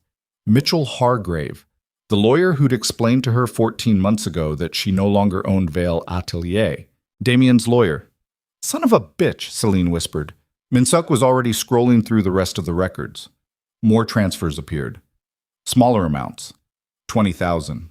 15,000. All from the same Singapore shell company. All deposited over the last 6 months, while Song was feeding information to federal investigators. "Damian hired Song to destroy me," Min-seok said quietly. "He must have found out I was the one who took his company apart. This was his revenge." Selene's hands clenched. "He's using federal prosecutors as a weapon. Smart, expensive, and completely illegal." Min-seok closed the laptop. "If we take this to the FBI, Damian goes to prison for obstruction of justice, bribery, conspiracy to commit fraud, probably 10 years minimum." "Will they believe us?" "The financial records are real. The wire transfers are traceable. And Song's cooperation with the feds suddenly looks a lot less voluntary once they realize he was being paid to manufacture evidence." Min-seok stood. "Yeah, they'll believe us." "So we go to them now?" "No, we go to Damian first." Selene looked at him. "Why?" "Because I want to watch his face when he realizes his plan failed. And I want him to understand exactly what happens when you try to destroy me twice." The coldness in Min-seok's voice was absolute. Gachonk. They found Damian at 8 in the morning in the ruins of his former office. The building that used to house Cross Development was mostly empty now. The receptionist was gone. The conference room's dark. Most of the furniture had been repossessed along with everything else. Damian sat alone in what used to be his corner office, surrounded by cardboard boxes and the hollow echo of failed ambition. He looked up when Min-seok and Selene entered. No security to stop them. No assistant to screen visitors. Just Damian in a wrinkled shirt he'd probably slept in, looking like someone who'd aged 5 years in 3 days. "Get out," he said flatly. Min-seok closed the door behind them. "We need to talk."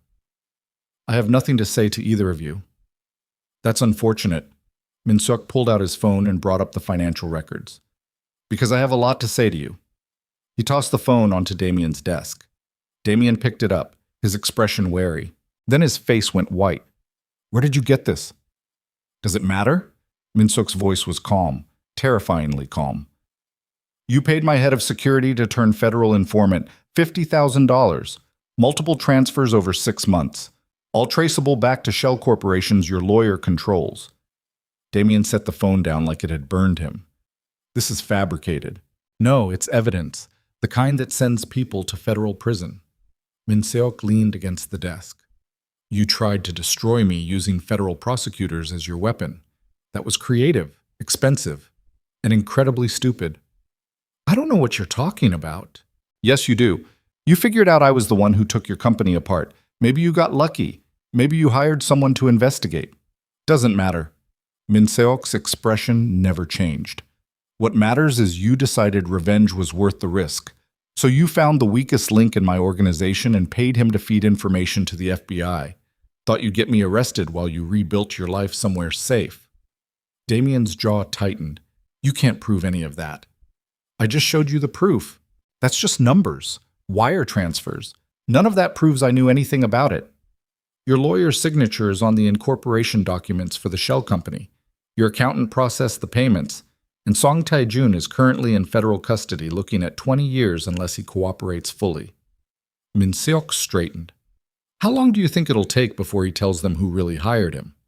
The color drained from Damian's face. He tried to speak, failed, tried again. What do you want? Min Seok smiled. It wasn't pleasant. I want you to understand something very clearly. You tried to destroy Selene. That cost you your empire. Then you tried to destroy me. That's going to cost you your freedom. I can make this go away. No, you can't. The evidence is already in motion. Federal prosecutors will have it by noon. Your lawyer will be arrested by tomorrow. And you? Min Seok's voice dropped. You'll be indicted for conspiracy, obstruction of justice, and about 6 other charges I'm forgetting. Minimum 10 years, probably closer to 15. Damian stood abruptly, his chair hitting the wall. You can't do this. I'm not doing anything. You did this to yourself when you decided revenge was more important than survival. I'll fight it. I'll hire the best lawyers. You'll lose. Min Seok moved toward the door. Because I have resources you can't match, and patience you can't outlast. And every second you spend fighting this case, you'll know it's because you couldn't leave well enough alone. He reached the door, paused, looked back. Selene saved your life once by not pressing charges when you stole her company.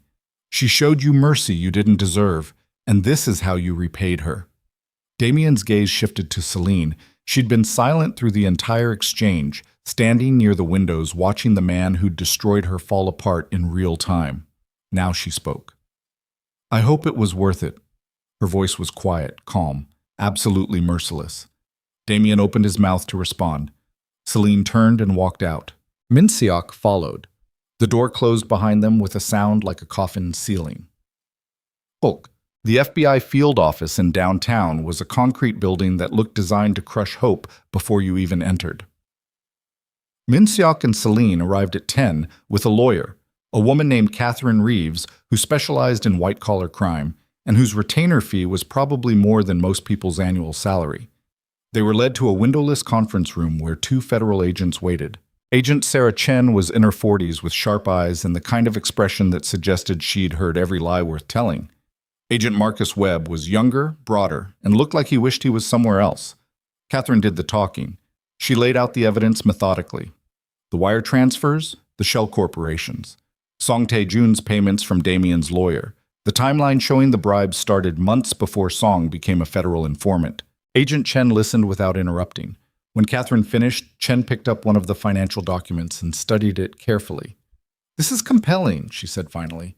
But it doesn't change the fact that Mr. J has been under investigation for 18 months. Song's testimony wasn't the only evidence we collected. But it was the cornerstone of your case, Catherine said. Remove that testimony, and what's left? Speculation, hearsay, circumstantial connections that wouldn't survive a grand jury. We have financial records that show legitimate business transactions. My client runs multiple legal enterprises. Shell corporations aren't illegal, neither are offshore accounts. Catherine leaned forward. What you have is a cooperating witness who was paid by a third party to manufacture evidence. That's not a case. That's a liability. Agent Webb shifted uncomfortably. Agent Chen's expression remained neutral. What are you proposing? Immunity for Mr. J in exchange for his full cooperation in prosecuting Damian Cross and Mitchell Hargrave for obstruction of justice and conspiracy. You get convictions on 2 white-collar criminals who corrupted a federal investigation. We get the case against my client dropped. That's a significant ask. And you're sitting on a significant problem. If this goes to trial and the defense exposes Song's bribery, your entire investigation looks compromised.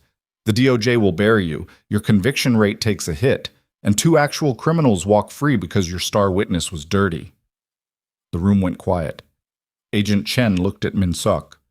You're willing to testify against Cross and Hargrave? Absolutely, Min Sok said. And you understand that testifying means exposing parts of your business dealings to federal scrutiny? I understand, and I'm willing to cooperate fully. Chen and Webb exchanged glances. Some unspoken communication passed between them. Then Chen said, We'll need to verify your evidence independently. If it checks out, we'll take your proposal to the U.S. Attorney's Office. How long? Catherine asked. 72 hours. My client needs an answer faster than that. Damian Cross is a flight risk. If he disappears while you're verifying paperwork, you lose your case entirely. Chen's jaw tightened. Then she stood. Wait here. She left. Webb followed. The door closed. Selene exhaled slowly. She hadn't realized she'd been holding her breath.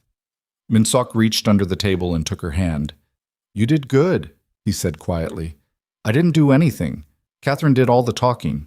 You showed up. That's more than most people would do. Selene squeezed his hand. They waited. 20 minutes felt like 20 hours. Then the door opened. Agent Chen returned carrying a folder.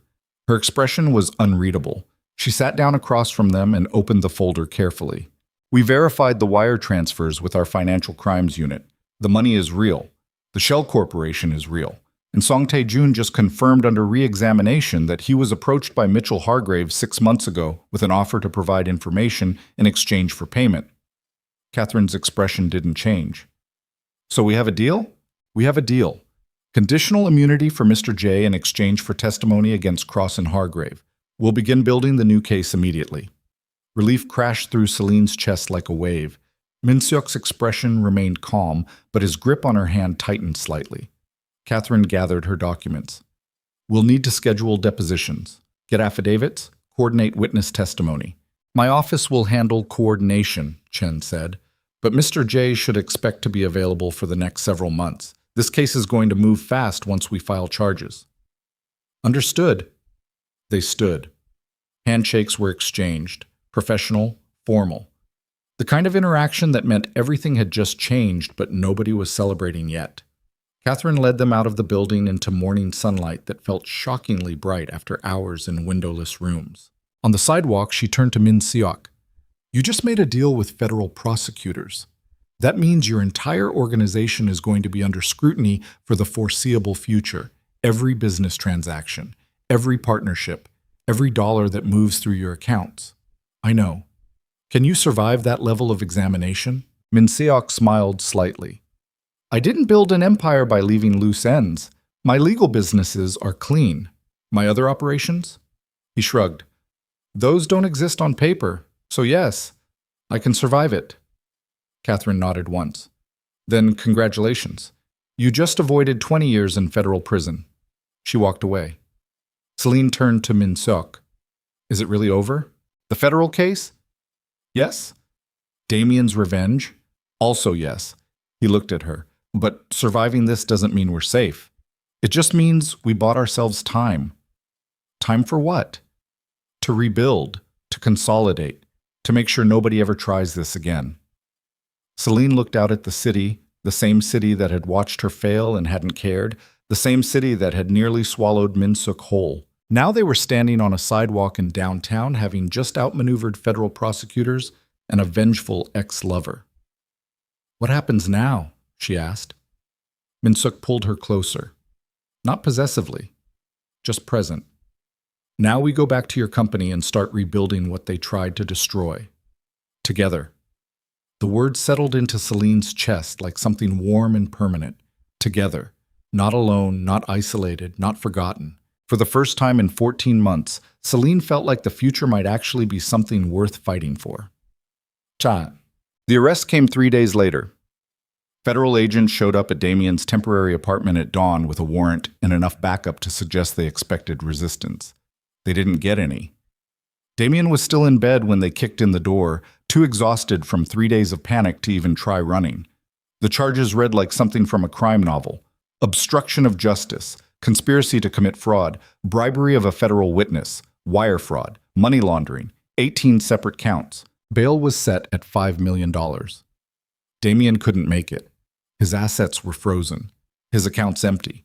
His lawyer, Mitchell Hargrave, was in custody facing similar charges and couldn't help even if he wanted to. By noon, Damian Cross was sitting in a federal holding cell wearing an orange jumpsuit and watching his entire future collapse into something small and dark and hopeless.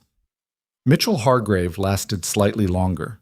He tried to negotiate, offered to cooperate in exchange for reduced charges, but the evidence was too damning, the wire transfers too clear. Song's testimony too detailed. By the end of the week, both men were indicted. The trial was set for 6 months out. The media coverage was brutal. Selene watched the news in Min Seok's penthouse, standing at the floor-to-ceiling windows while reporters dissected Damian's fall with the kind of vicious glee reserved for powerful people who'd been caught doing terrible things. Min Seok appeared beside her, carrying 2 glasses of wine. "How do you feel?" he asked. "Numb, maybe relieved, I'm not sure yet." "That's normal." She accepted the wine. "Is it wrong that I'm not happy?" "No. Revenge doesn't feel the way people think it will. It's just closure, sometimes messy, rarely satisfying." Selene sipped the wine. On screen, a reporter stood outside the federal courthouse explaining the charges, while stock footage of Damian in better times played in the background. "He'll go to prison," Selene said quietly. "Probably. For 10 years. Maybe more." She turned away from the windows. "And I'm supposed to feel good about that?" "You're supposed to feel whatever you actually feel. There's no right answer." Selene set down the wine glass. Her hands were shaking slightly. "I wanted him to understand what he did to me," she said. "I wanted him to hurt the way I hurt, to lose everything the way I lost everything. And now that it's happening, I just feel empty." "Yeah." Min Seok pulled her into his arms, not demanding, just offering comfort. Selene buried her face against his chest and felt 14 months of rage and grief and desperate survival finally crack open. She didn't cry, she'd forgotten how, but she held on to Min Seok like he was the only solid thing in a world that kept shifting beneath her feet. "What happens now?" she whispered. "Now you rebuild Vel Atelier. Make it stronger than it was before. Prove that what they stole couldn't destroy who you actually are. And you? I'll be here, making sure nobody ever tries to destroy you again." Selene pulled back enough to look at him, this dangerous, powerful man who'd dismantled an empire because she'd stitched his wounds without asking questions. "Why?" she asked. "Why does this matter so much to you?" Min Seok was quiet for a long moment.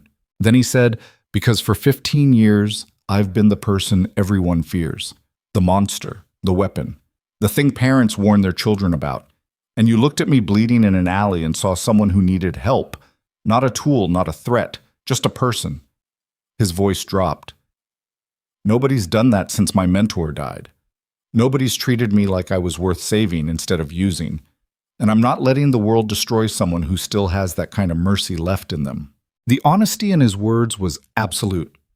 Selene lifted her hand and touched his face, her fingers tracing the edge of a tattoo that crawled up his jaw. "We're both pretty broken," she said quietly. "Yeah. Think we can fix each other?" "No, but maybe we can survive together long enough to fix ourselves." Selene smiled. For the first time in 14 months, it felt real. She kissed him, slow, deliberate, claiming this moment and this person and this impossible second chance at a future she'd thought was gone forever. When they broke apart, Min Seok rested his forehead against hers. "Tomorrow, we start rebuilding," he said.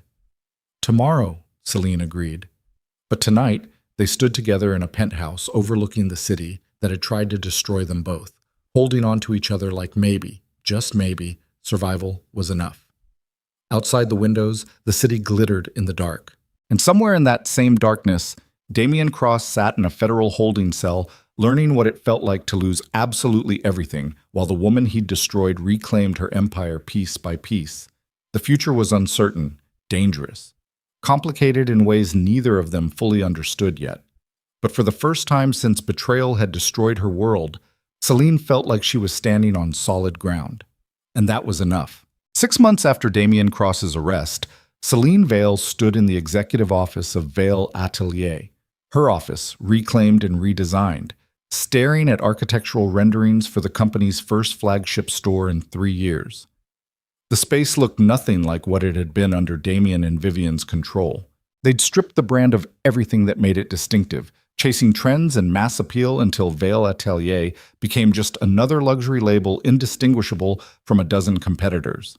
Selene was bringing back the original vision: bespoke tailoring, limited production runs, craftsmanship over speed, the kind of work that took time and skill and couldn't be replicated by factories churning out thousands of identical pieces. It was slower, more expensive, and absolutely necessary. Her phone buzzed. A message from Min Seok. Trial verdict came in. Guilty on all counts. Selene set down the renderings and pulled up the news.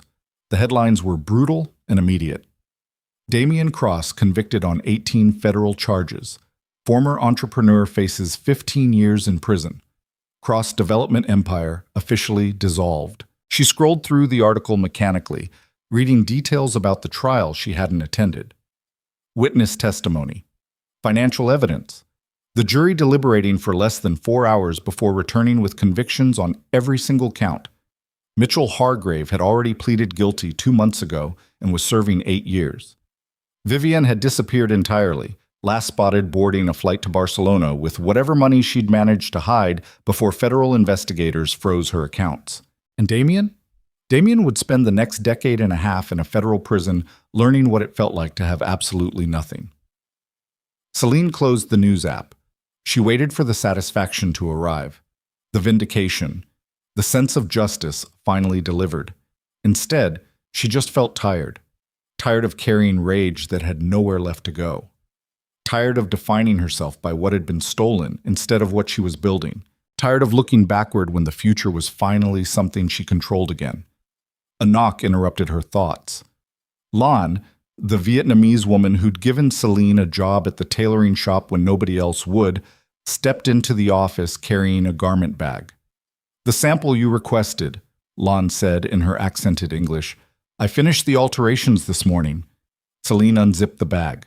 Inside was a coat, not from Vale Atelier's current collection. From the very first line Selene had ever designed, the collection that had launched her career 8 years ago when she was working out of that tiny apartment with nothing but ambition and a second-hand sewing machine. She'd asked Lan to recreate it from the original sketches. The coat was perfect. Hand-stitched lapels, structured shoulders that gave the wearer presence without aggression, a silhouette that moved like water and felt like armor. Everything Selene had built her reputation on before Damian destroyed it. "It's exactly right," Selene said quietly. Lan smiled. "You want me to stay on as head tailor for the new flagship?" "If you're willing." "I'm willing, but I have one condition." Selene looked at her. "No more fast fashion, no more cutting corners. We do this right, or we don't do it at all." "Agreed." Lan nodded once, satisfied. "Then I'll see you Monday." She left. Selene stood alone in her office, holding the coat and feeling something shift inside her chest.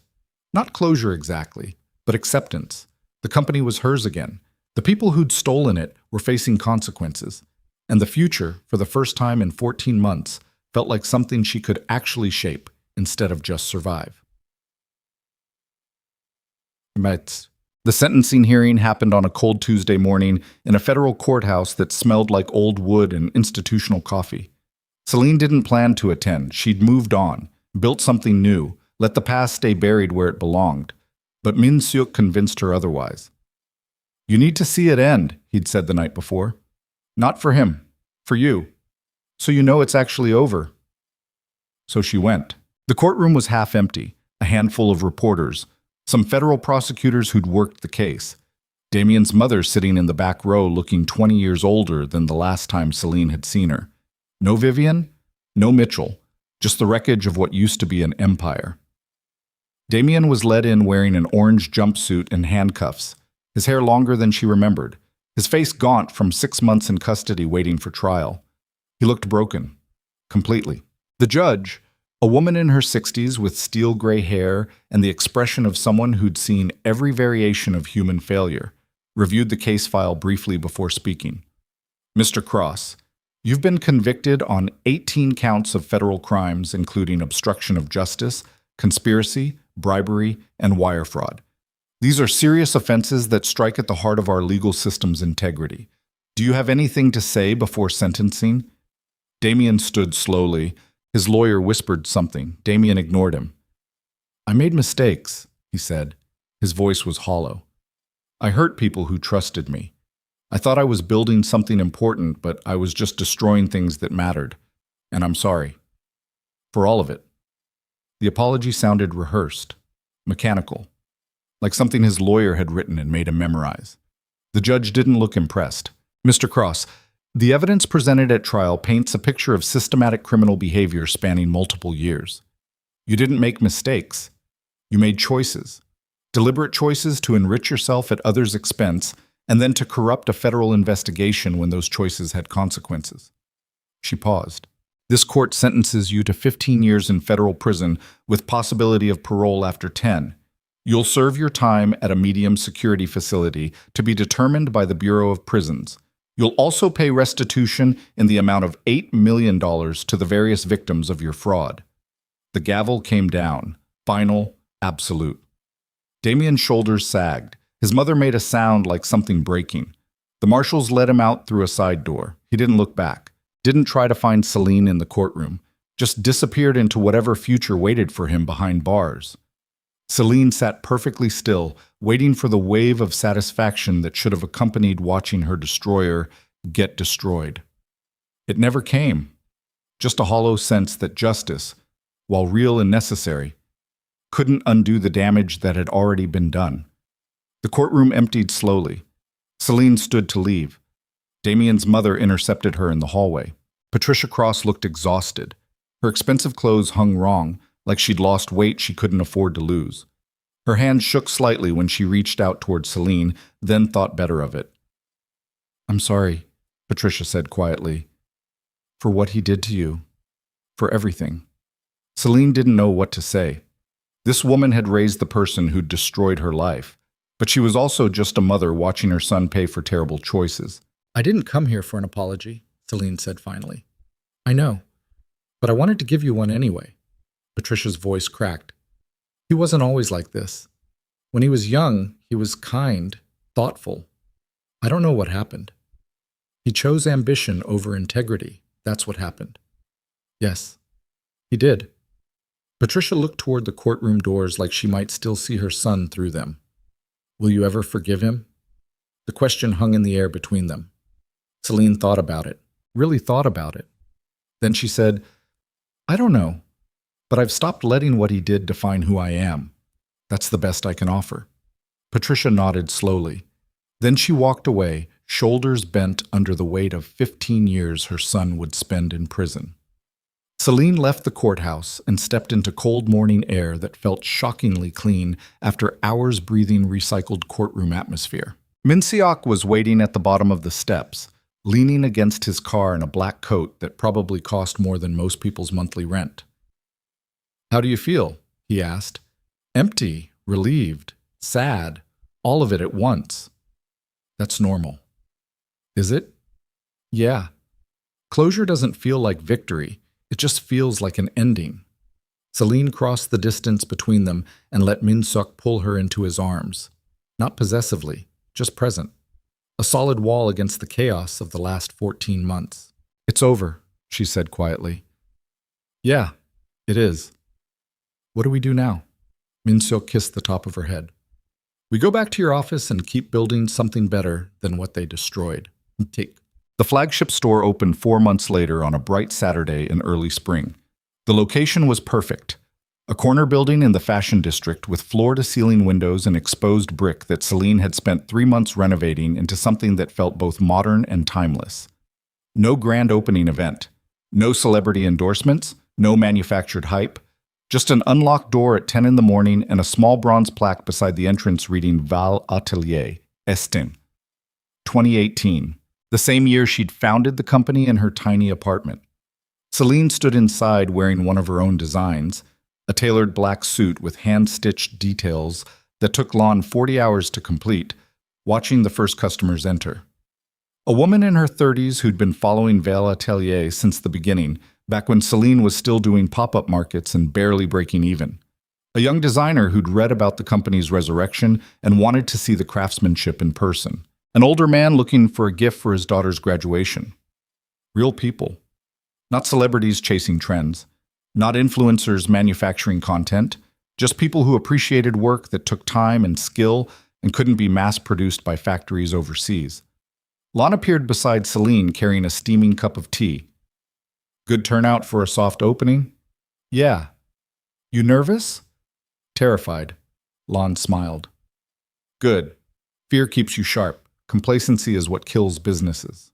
They stood together watching customers examine garments, running hands over fabric, checking stitching, asking questions about construction and materials. Everything Veil Atelier used to be before Damian and Vivian stripped it for parts. Celine's phone buzzed. A message from Min Seok. How's it going? She typed back. Better than expected. Where are you? Dealing with something? I'll be there in an hour. Selene pocketed her phone and returned her attention to the store. A young woman near the back was examining the coat, the one Lon had recreated from Selene's original collection.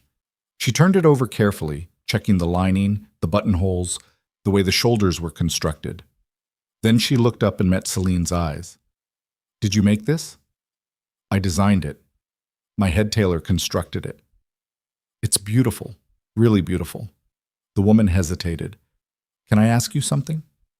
Of course. Why did you come back? I read about what happened. Your company getting stolen, the trial, everything. Most people would have just walked away from fashion entirely after that. Selene crossed the space between them slowly. She looked at the coat, the physical manifestation of everything she'd almost lost forever. Because they didn't destroy my ability to create, she said quietly. They destroyed my company, my trust, my sense of safety. But they couldn't touch the part of me that knows how to turn fabric into something that makes people feel powerful. The young woman nodded slowly. That's why I came back, Selene continued, because letting them take that away would mean they actually won, and I'm not giving them that satisfaction. The woman smiled, then she bought the coat, paid full price without hesitation, walked out of the store wearing it like armor. Selene watched her disappear into the spring morning and felt something settle inside her chest.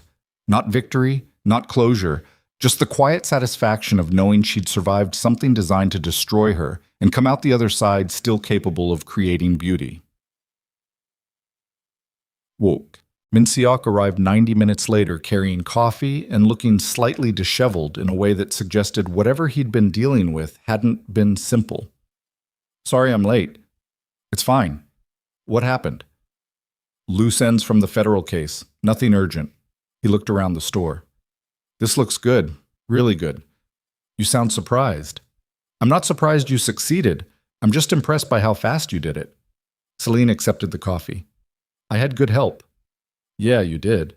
They stood together near the windows watching the city move past outside. Pedestrians, traffic. Life continuing forward in the relentless way it always did. I have something for you, Min Seok said.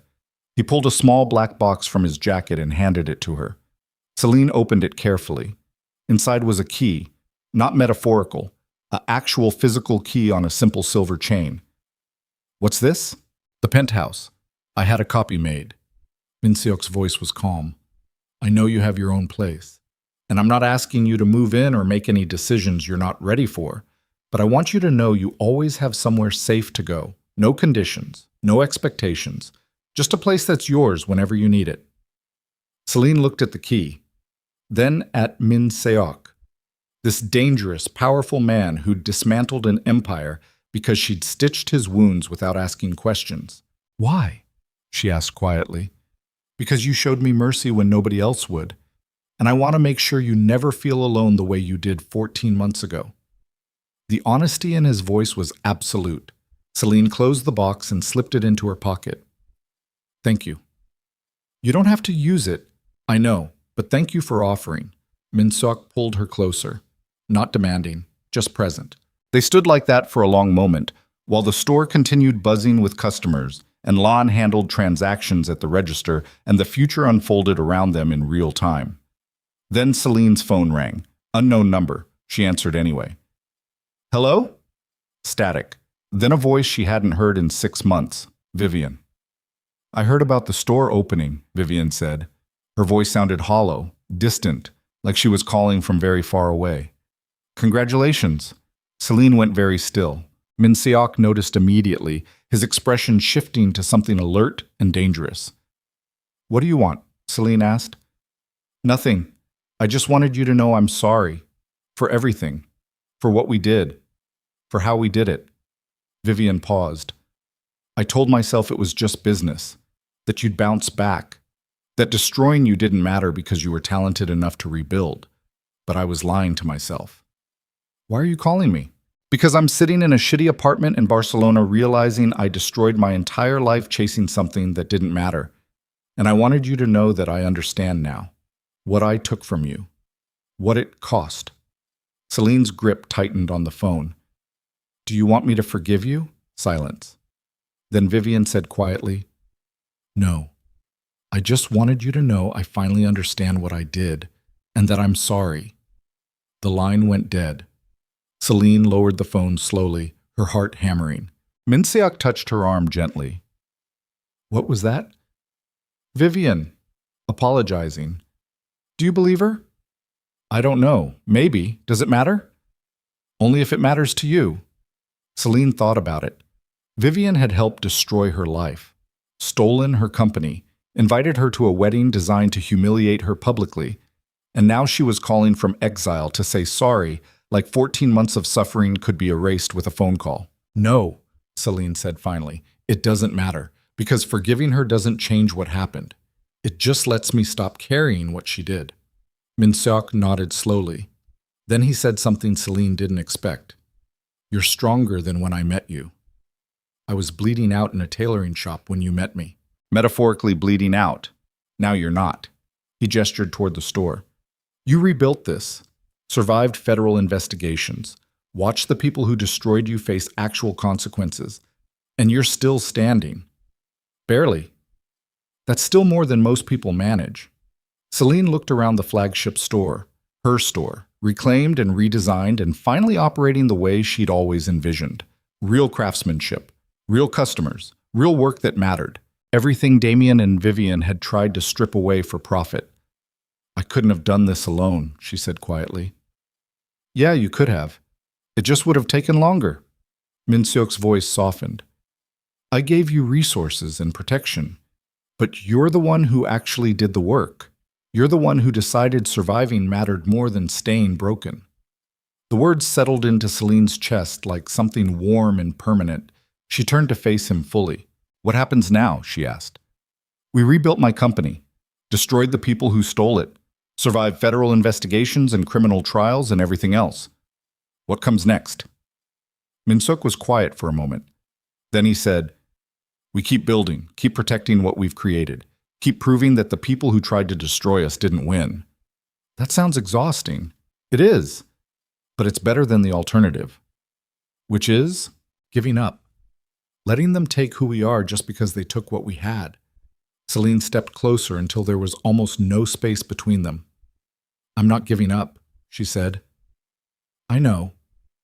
And I'm not letting anyone destroy what we built. I know that too. She kissed him, slow, deliberate, claiming this moment and this person and this impossible second chance at a future she'd thought was gone forever. When they broke apart, Min Seok rested his forehead against hers. The store looks good, he said quietly. Yeah, it does. Your mother would be proud. The words hit harder than Selene expected. Her mother had died 3 years before Veil Atelier launched, cancer that moved too fast for treatment to matter. She'd never seen the company Selene built, never knew her daughter would lose everything and then fight her way back. But she'd taught Selene how to sew, how to see beauty in fabric and structure, how to create things that made people feel powerful instead of diminished. And that foundation, that core understanding of why craft mattered, was what allowed Selene to survive betrayal and rebuild from nothing. Yeah, Selene said softly. I think she would be. The sun set over the city in shades of orange and gold that turned the buildings into something almost beautiful. Selene stood on the roof of Vale Atelier's flagship store, a space she'd converted into a small garden where employees could take breaks surrounded by greenery instead of concrete, watching the day end. The store had closed an hour ago. Lan and the rest of the staff had gone home. The city below continued its relentless forward motion, while Selene stood still for the first time in what felt like months. Min-seok appeared beside her, carrying 2 glasses of wine. "Celebrating?" she asked. "Surviving. There's a difference." They drank in comfortable silence while the sky darkened and stars started appearing through the light pollution. "Do you ever regret it?" Selene asked. "Helping me, getting involved with federal investigations and criminal trials and everything else." Min-seok considered the question. "No," he said finally. "I regret a lot of things. People I've hurt, choices I've made, lines I've crossed. But helping you?" He shook his head. "That's the first thing I've done in 15 years that actually felt like it mattered." Destroying Damian Cross mattered? No. Protecting you mattered. Destroying Damian was just how I did it. Selene leaned against him, feeling the solid warmth of his presence. "I don't know how to do this," she said quietly. "Do what?" "Be happy. Move forward. Stop waiting for the next catastrophe." "Nobody knows how to do that. You just keep choosing to get up every morning, and eventually it starts feeling less like survival and more like living." "When does that happen?" "I'll let you know when I figure it out." Selene almost smiled. They stood together on the roof while the city transformed from day to night, 2 people who'd been broken in different ways, learning how to exist in the same space without destroying each other. "I'm going to make Vale Atelier bigger than it was before," Selene said. "Not for revenge. Not to prove anything to Damian or Vivian, just because I want to see how good it can actually be."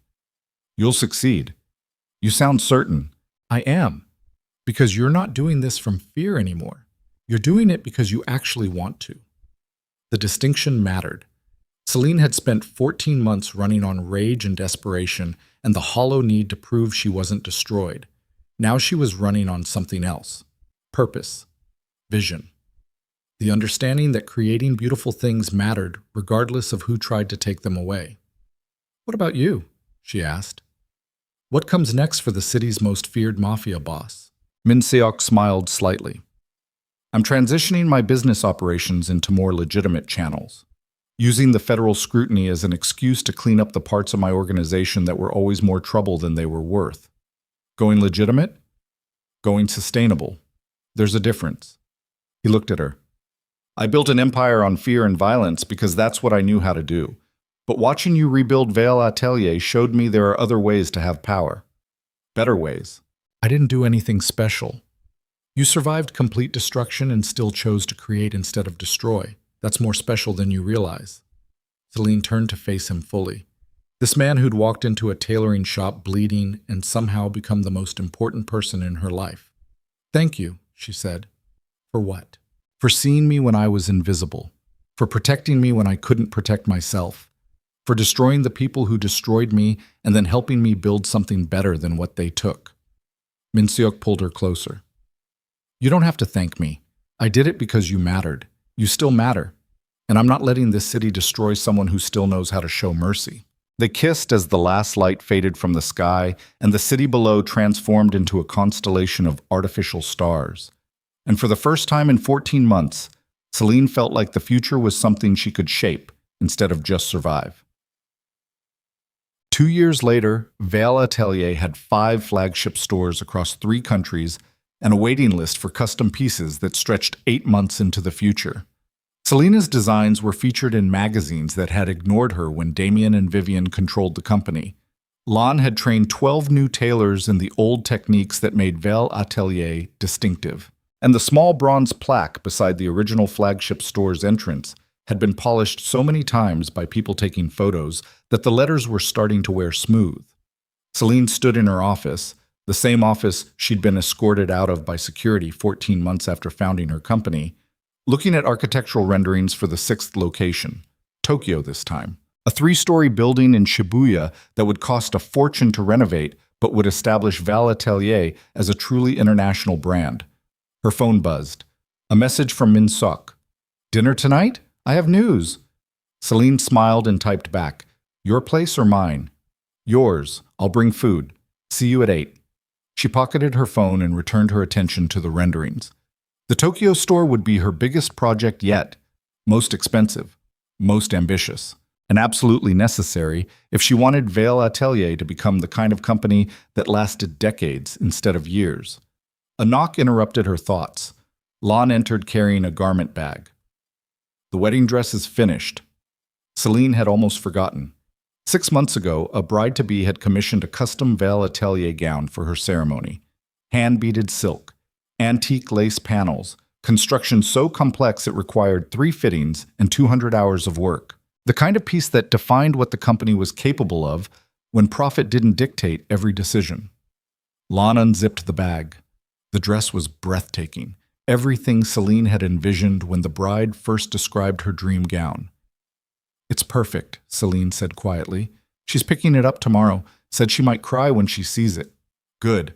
That means we did it right. Lon smiled and left. Selene stood alone in her office, looking at a wedding dress that represented everything Veil Atelier had become. Not the company Damian and Vivian had tried to turn it into, the company she'd always wanted to build. Doug. Min Seok arrived at 8 carrying Thai food and wearing the kind of casual clothes that still somehow looked expensive. They ate on Selene's balcony overlooking the city while the sun set in shades of purple and gold. You said you had news, Selene said. Yeah, I'm selling the last of my underground operations, transferring everything into legitimate businesses. Real estate development, private security consulting, investment management. Selene set down her fork. You're actually going legitimate? I've been transitioning for 2 years. This is just the final piece. He looked at her. The federal scrutiny taught me something important. Power built on fear is fragile. Power built on value lasts. That sounds like something I said. It is. You just didn't realize I was listening. Selene smiled. They finished dinner while the sky darkened and the city transformed into its nighttime version. Then Min Seok pulled a small box from his jacket. Not black this time. Midnight blue velvet. He set it on the table between them. Selene's breath caught. What is this? Open it. She did. Inside was a ring, not an engagement ring, a signet ring in platinum with a custom engraving she couldn't quite read in the fading light. It's a partnership offer, Min Seok said quietly. I'm consolidating my legitimate businesses into a single holding company. Real estate, security, investments, everything clean, everything legal. And I want you as an equal partner. Selene looked up sharply. What? You rebuilt Veil Atelier from nothing in 2 years, turned it into something sustainable and valuable. You understand business in ways I'm still learning. He paused. I don't want an employee. I don't want someone who works for me. I want a partner who builds with me. That's insane. Why? Because I run a fashion company. I don't know anything about real estate development or private security. You know how to build something from nothing, how to survive people trying to destroy you, how to create value that lasts. Min Seok's voice was steady. That translates to any business. And I'd rather build the future with someone I trust completely than hire 100 experts who only care about profit. Selene picked up the ring. The engraving read, Survival is the first victory. Building is the second. Where did you get this? She asked. I had it made. From something my mentor used to say. Min Seok watched her carefully. You don't have to answer now. Think about it. Take time. But I wanted you to know the offer exists. Selene slipped the ring onto her right hand. It fit perfectly. I don't need time, she said. No? No, because you're right. We survived things designed to destroy us, and now we're building things that actually matter. Why wouldn't I want to keep doing that? Min Seok smiled, really smiled, the kind of expression that transformed his entire face from something dangerous into something almost gentle. Then we're partners. Equal partners, Selene clarified. Equal partners, he agreed. They shook hands formally. Then Min Seok pulled her close and kissed her while the city glittered below them and the future unfolded into something neither of them had imagined 2 years ago. 5 years after Damian Cross's conviction, Selene Vale stood in the lobby of Vale Atelier's Tokyo flagship store watching the grand opening celebration unfold around her. The space was packed. Fashion editors, local designers, customers who'd flown in from Seoul and Hong Kong and Singapore just to see the new location. Lan moved through this crowd in a custom Vale Atelier suit, directing her team of tailors with the same quiet authority she'd shown in that small shop where Selene had worked after losing everything. Min-suk stood near the windows talking to a group of Japanese investors interested in his real estate development projects, his tattooed hands gesturing as he explained sustainable building practices and long-term value creation. He caught Selene's eye across the room, smiled, that same expression that had transformed him from the city's most feared mafia boss into someone who built things instead of destroying them. Selene's phone buzzed. A news alert. Damian Cross denied parole after 5 years. She read the article briefly. Damian had applied for early release based on good behavior. The parole board denied it unanimously, citing the severity of his crimes and insufficient evidence of genuine rehabilitation.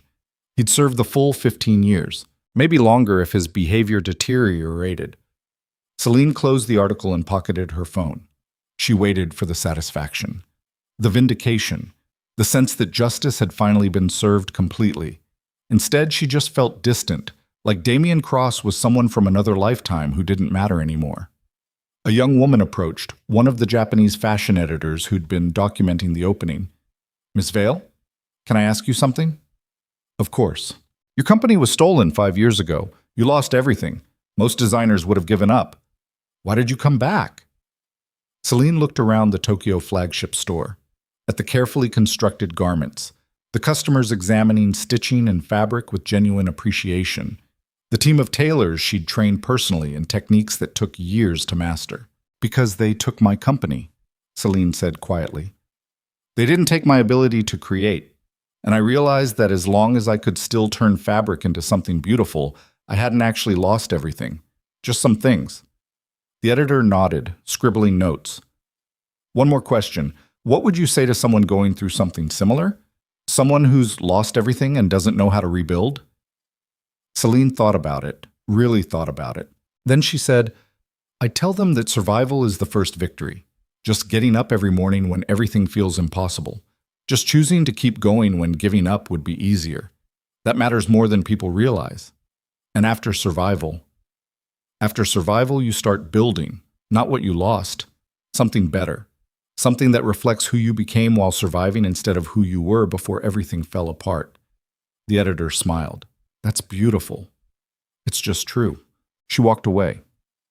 Selene stood alone in the center of her Tokyo flagship store, feeling the weight of 5 years settle around her.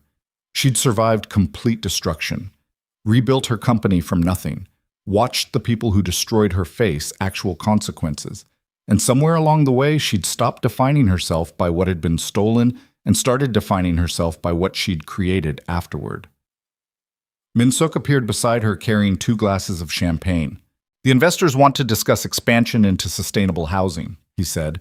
"Apparently Tokyo has a shortage of affordable eco-friendly apartments.